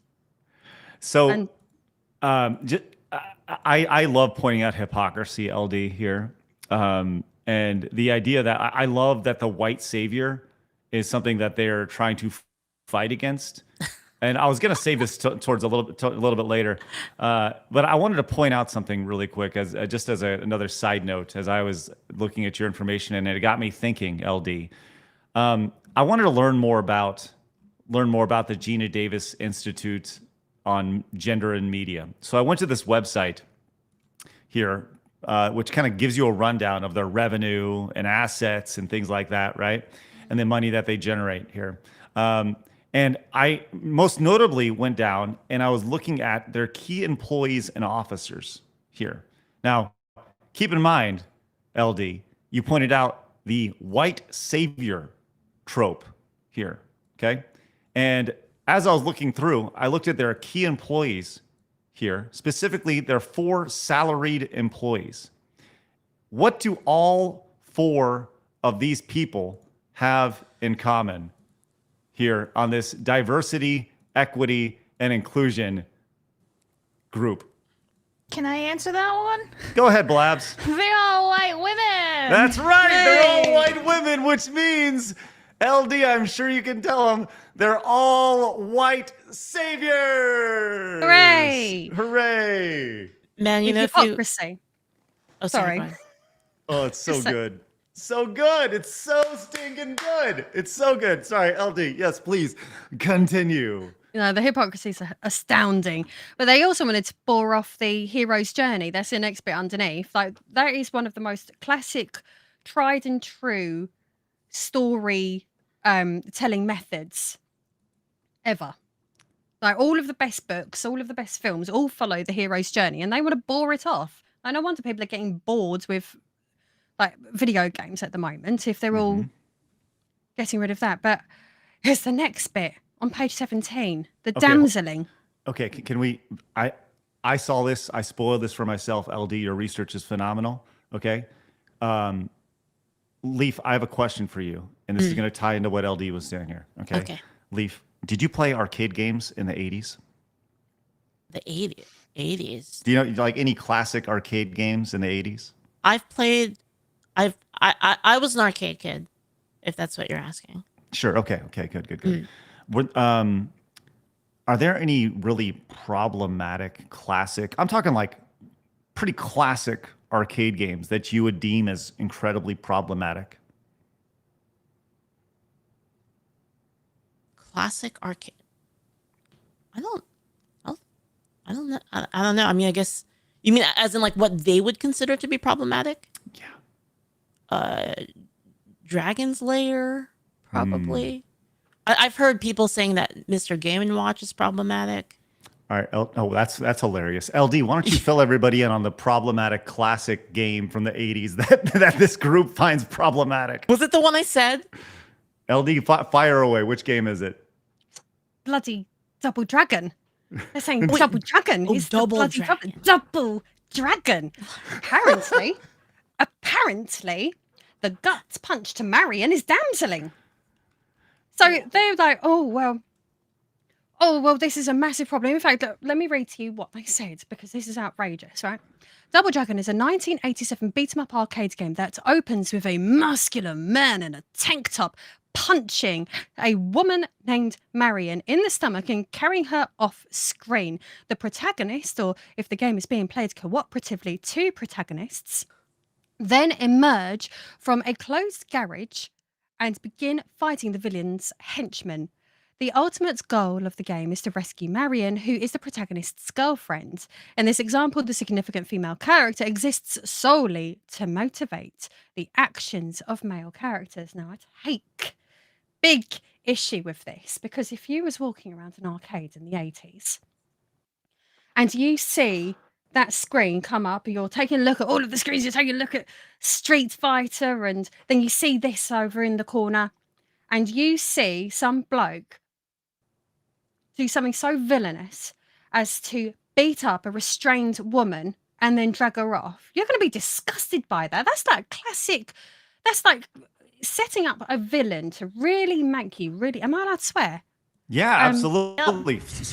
If you want to really fucking piss someone off, punch a good-looking woman. Like, it's That's right. Basically, I'll have to read my notes that I wrote down on this because otherwise it's just gonna not make sense. I won't be coherent. But Double Dragon 1987, that's one of the most successful and beloved arcade franchises ever, and it received its own movie in roughly 1994 and a TV series in an era before gaming was even really properly mainstream like it is now.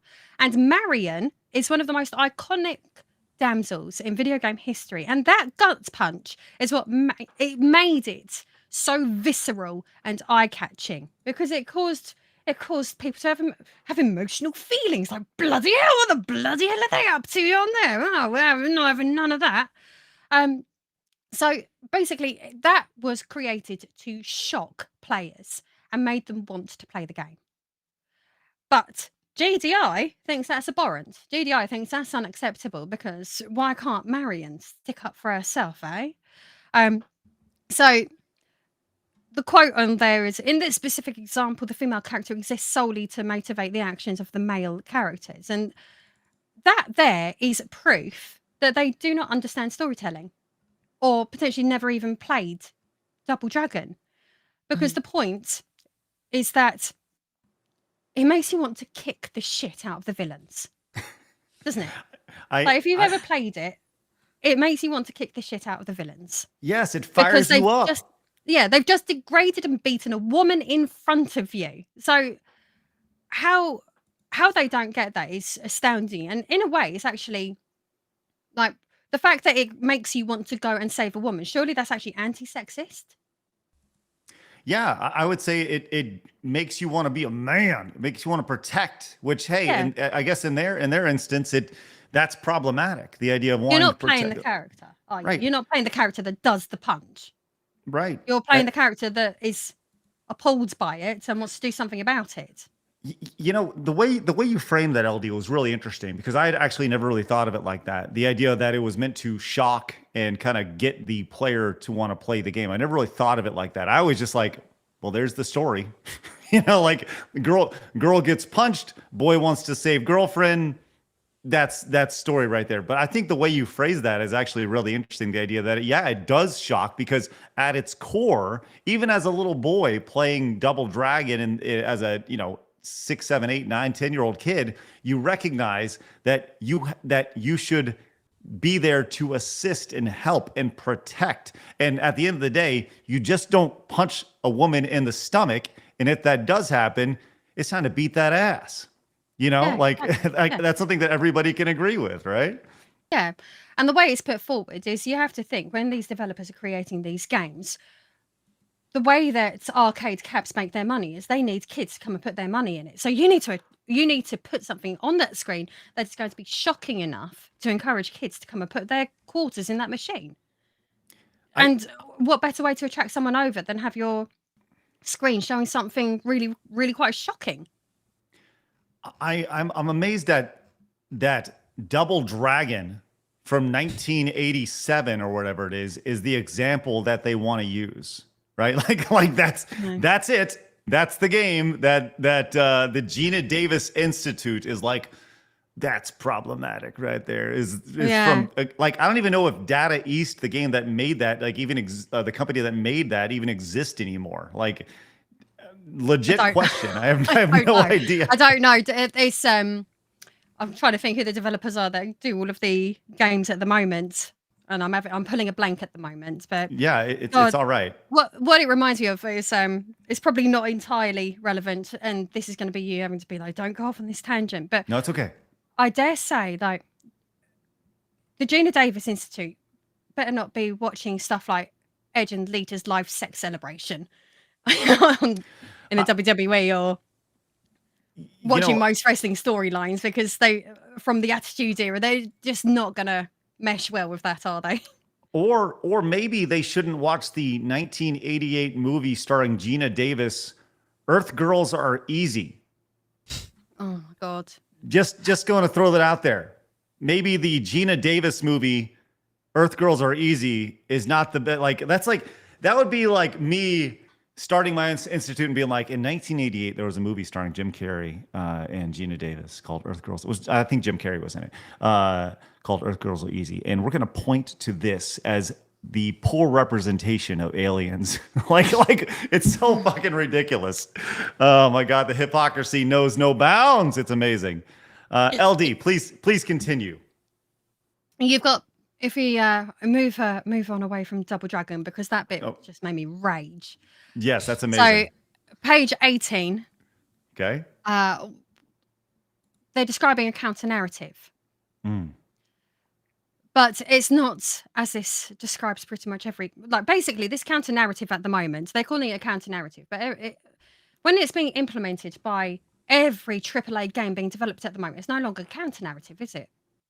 It's the narrative. Yes. Yeah. Yes, absolutely. Okay. I see what you're going here.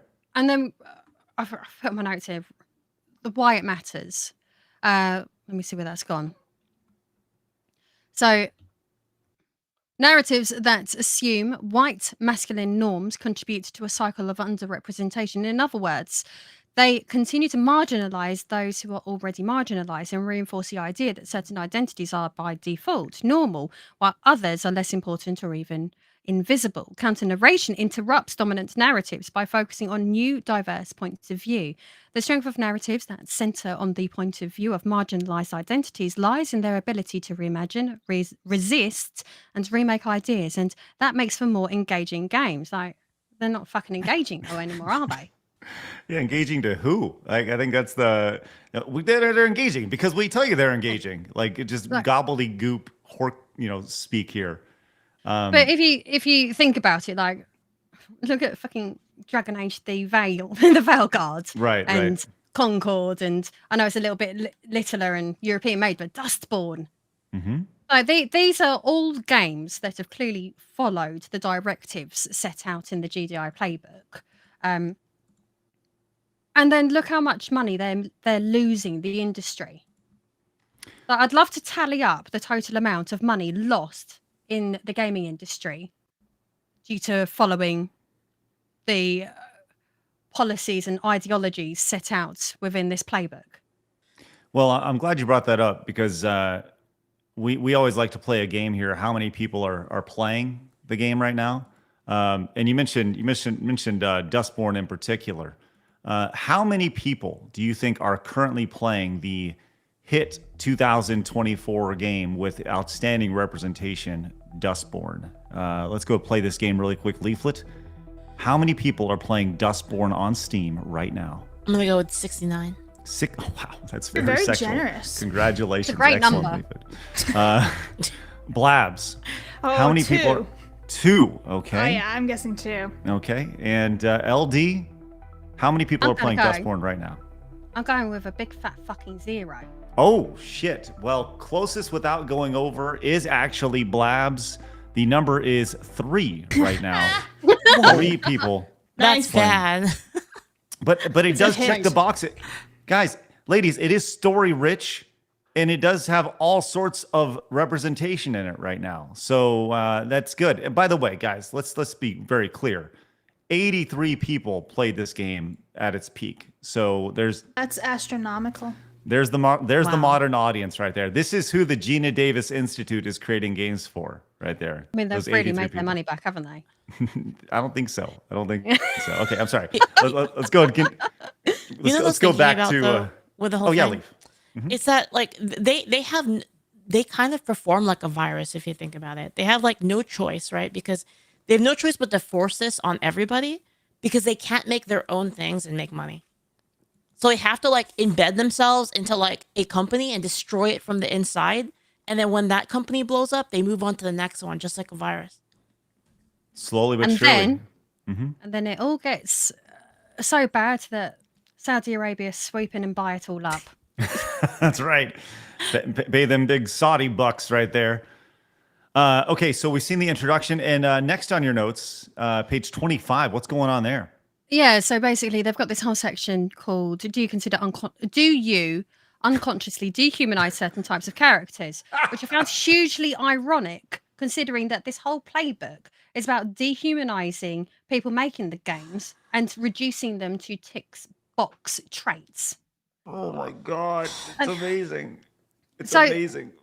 So basically I thought, do you know what, this is 53 pages and everyone watching this can really easily access this and trawl through it because I really feel like I want as many people as possible to go through this book, go through the websites and really get your head around what is being pushed.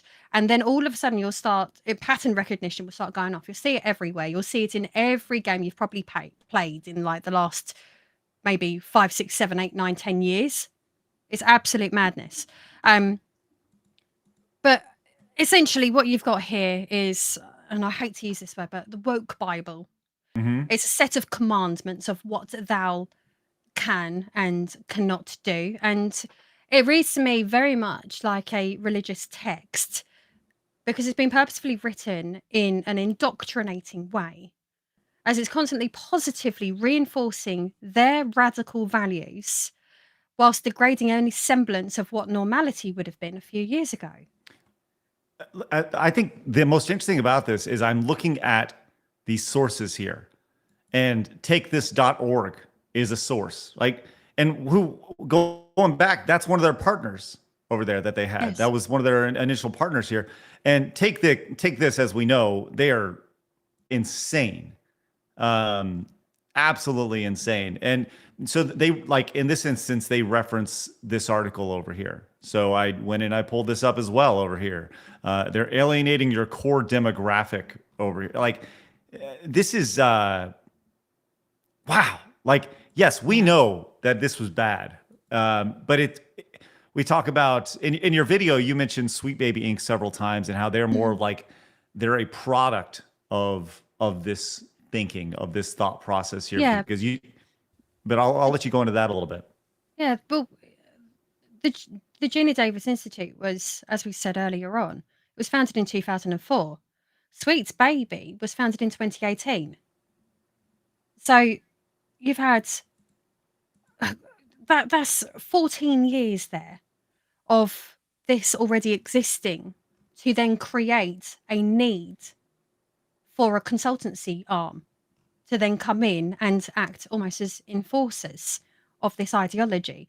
Because the difference would be is you might have like a CEO or a senior member of staff who are on the council of GDI, but what you then need is a company like Sweet Baby Inc. to come in and basically hold the whip to make sure that everybody is playing their role and following the tick box exercises and making sure that you have characters in games that don't make sense and don't fit. It's very much like they've seen what they perceive to be an issue, which I personally, and I'm sure many people would disagree, was that severe of an issue, and they're overcorrecting it to the point of alienating almost the entirety of their audience. And then they're backing up all of their results with, oh, well, this 100 people in the center of Los Angeles actually agree with us. Oh, yeah, Right. I'm sure they fucking do. Right. Consider your source over here. It's funny because as I continued to scroll down here, I was looking at this and it says it talks about the hypersexualization and unrealistic body portions, and it says the female presenting characters. By the way, female presenting characters, not female, but the female presenting characters. This might include tiny waist and wide hips, disproportionately large breast and or butt, and disproportionate long legs. Male presenting characters might appear unrealistically muscular, physically large in stature, and have a chiseled jaw lines and uncountable abs. I feel like what they're really asking is for every video game character to look like this. Like they want everybody to look like that. Thank you. There we go. I knew we had something back there, but it's true. How crazy is that? We have there. It always comes back to Destiny here. LD, please continue. So I think one of the main things is like, I mean, I've been through quite a lot of this playbook, and it's got sections on LGBTQIA plus blah blah blah blah blah. And like you say, body types, hypersexualization, but basically anything that you can possibly think of, they've got it discussed in here.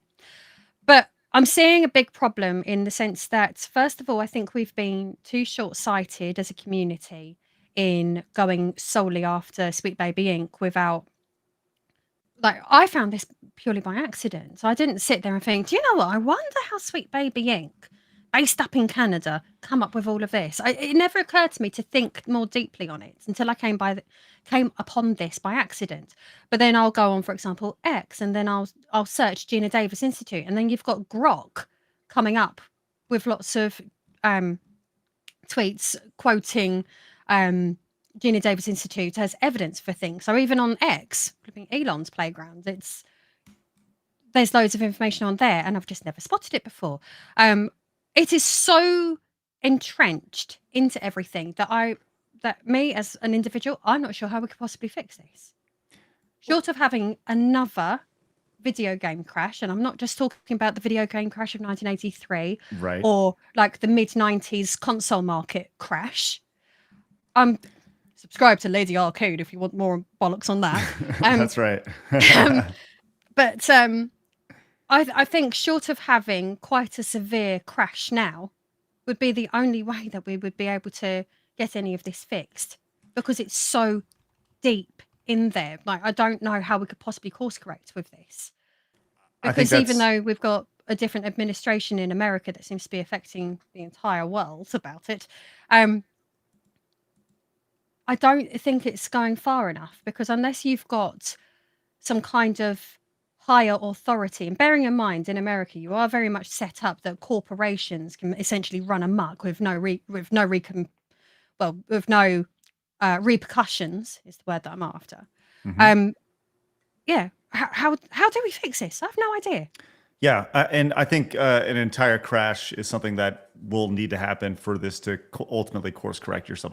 It's like, it's like the Great Flood with Moses, right? You go in and you take the best two games from each console. Yeah, and then we go in and we take the Chinese market, we take the South Korean market, and we get all the Black Myth Wukongs and all the Wu Changs, or I suppose not so much Wu Changs, but Black Myth Wukong and Stellar Blades and all of these external markets that don't seem to, like Expedition 33. Right. I think a lot of the problem comes when a company starts floating on the stock market. I think that's where a lot of these issues come in.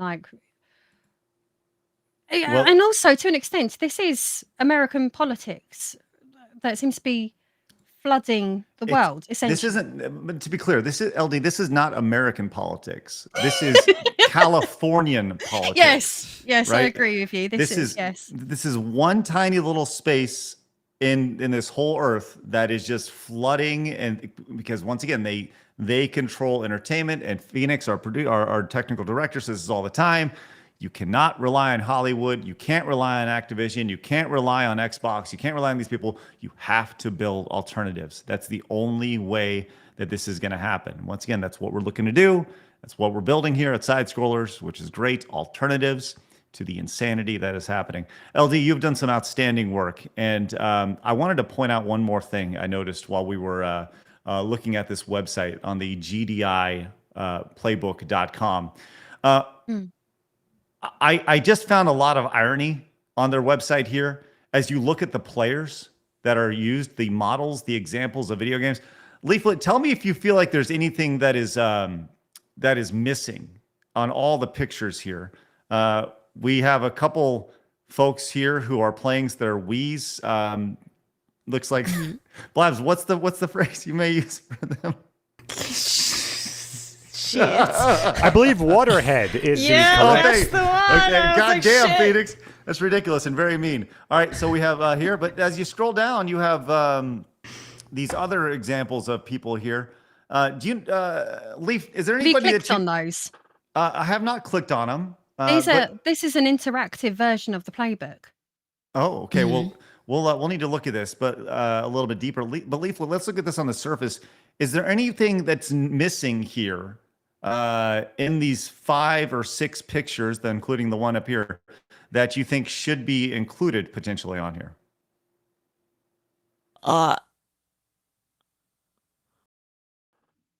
Blabs? It's kind of hard for me to see. It's a little. Yeah, it literally went blurry as soon as you asked Okay. us. Well, allow me to clue you in.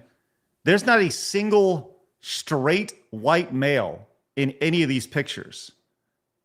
You have the gay couple here, right? You have the white guy here that has his limb taken off over here, right?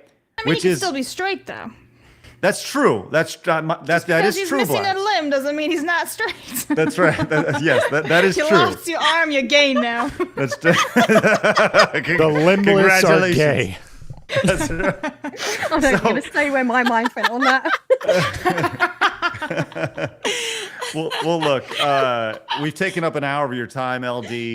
You've done some outstanding work, and we hope that everybody goes and watches your video. You have a couple different channels. We have the Lady Decade channel, which I encourage everyone to go subscribe to, and you said you have the new arcade channel as well. Yes, very imaginative name for the channel of Lady Arcade. Nice. So yeah, that's literally because YouTube doesn't like me flippy floppy between modern culture and retro gaming, and I enjoy retro gaming too much to not want to make content on it. So I just ended up making a bespoke channel, which I'm trying to make as apolitical as possible. As well, in fairness, but just because politics and gaming is getting on my tits, but I need to talk about it. So, well, I listen. We started our show here with the intention of just sticking to games, and it just became more and more apparent that the industry was so fucked up, and what you're pointing out is incredibly true. So, thank you for that, LD. And I have good news for you, which is it's going to be extremely confusing for you. But we hit our Montez goal today while you were on the show, which means we all get rewarded with Montez. Phoenix? Bitch! Montez! Oh no, there we go. Straight into the, it's the extended one, nice.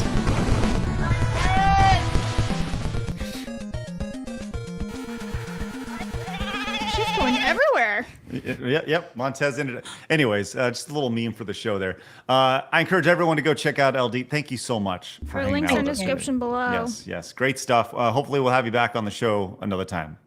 thank you. Oh, it was great meeting lovely. you. Thank you very much. Thanks All for right. joining.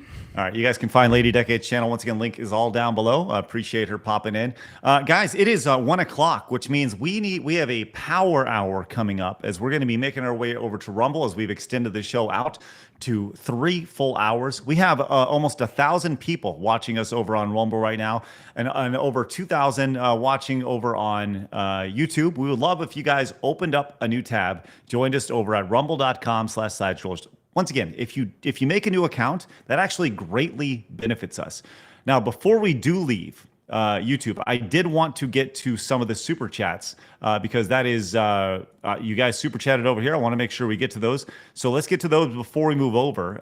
So Blabs, do you have those pulled up, or do you need me to? I can't see. They disappear. What I can get, What I can get is the plus one. So over on plus, DB Wild for 5 says, "Hail to Lady Decade. Really enjoy the videos you put out." Video Gamer for $2.50 says, "Leaflet and Lady Decade are both true gamers. Exactly what we need in terms of female representation in gaming. I'm all for women getting into gaming if they actually like games. It's the Marxist bitches that are trying to change it for the worse that I can't stand." Don't be a Marxist bitch. Hey, well, let me get to the YouTube ones. And while we're doing these YouTube super chats, once again, guys, do yourself a favor and open up a new tab. Go to rumble.com/sidescrollers. You got a couple minutes before we transition over there. So let's get to these supers real quick. Massive Doge says, "What about number 15? That was the 15th yellow super right there. Thank you very much. Our goal of 20. Jimmy Ray says 67 is like 69, but you're too short. 67. We have this from Jay Kessler says, "I have a 13-year-old. I've heard it a million times. I have no clue where it comes from.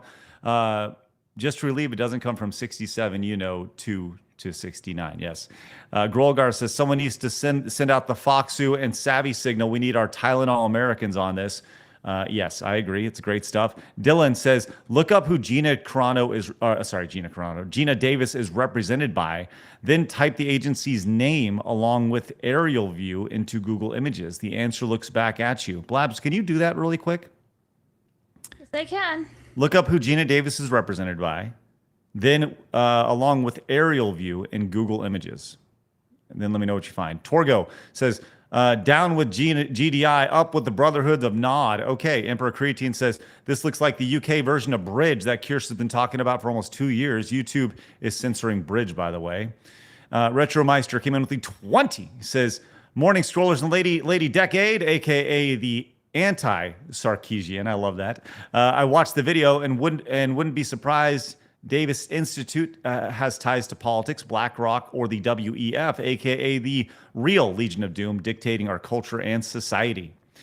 Dak Forever says, "I'm autistic. I don't need representation." Thank you, Dak. Bad Latency says, "For some reason, YouTube won't let me mention the thing Kirsha talks about, but this thing is a gaming org. She should see this." Yes, I'm sure Kirsha will cover this most likely. JJ says, "Woke white women are the biggest threat to the West." Coopman says, "These people need to be shunned out of the gaming industry, just like Sweet Baby Inc. We have the receipts on every game they've ruined. We don't have to put up with them anymore. Get them out." Thanks, Coopman. Guine says, "Glad Leaflet's tabletop RPG isn't affected by this." It's great. Torg came in, says, "Can't wait to hear what's being discussed within when this pops up. Listen to everything on the commute." Thank you, Torg. Appreciate that. Squeaky Winchester says, "How dare no one ever hit women in the 80s except that Montez. What a creep." Thank you, Squeaky. Michael, the Dober Dad, thank you very much for the remembership.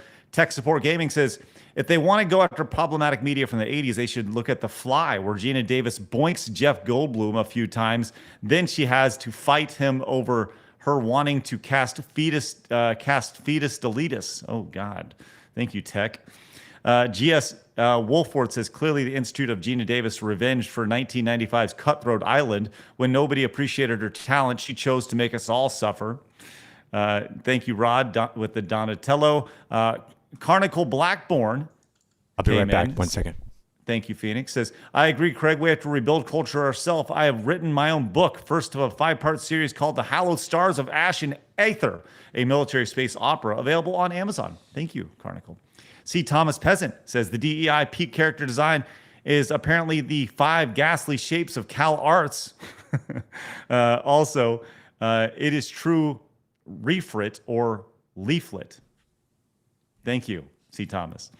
And Harrow Sword came in and says, "Mr. Medicare coined the term a bigot's dollar to describe when hypocrites ban or boycott customers for supposed bigotry or not, quote, sharing values, but still taking their money." Thank you, Hero Sword. All right. When Phoenix gets back, we're going to make the jump over to Rumble, which is going to be very, very good. If you guys haven't yet, please join us over at rumble.com/sidescrollers. I see the viewership picking up over there, which is just wonderful. And while we do that, Blabs, why don't you get us the locals that you mentioned here? What? I didn't hear a word that you just Don't said. you get the local supers? I just did. I told you. Oh, okay. You got them all? Yep. Okay, great. All right, we have some other direct donations. Join us over at rumble.com/side scrollers. Literally right now. We're about to head over there. Appreciate you guys popping in, joining us today over on YouTube and Kick and Twitch. I'm glad. Hopefully you guys enjoyed it. Kick, have a great rest of your day. We'll see you guys later. Bye-bye.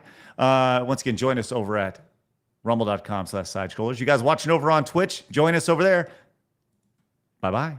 You don't And want you to guys- miss the fun shenanigans. The That's fun right. AI shenanigans. We're about to get into the AI bullshit. It's going to be great. And you guys watching over at YouTube, open up a new tab right now. Join us at rumble.com/side scrollers. And remember that people are going to try to keep you down. Don't let them. You guys got a goal. Go get it. See you guys later. Have a great day, YouTube. Join us right now on Rumble. Bye-bye. Fatality.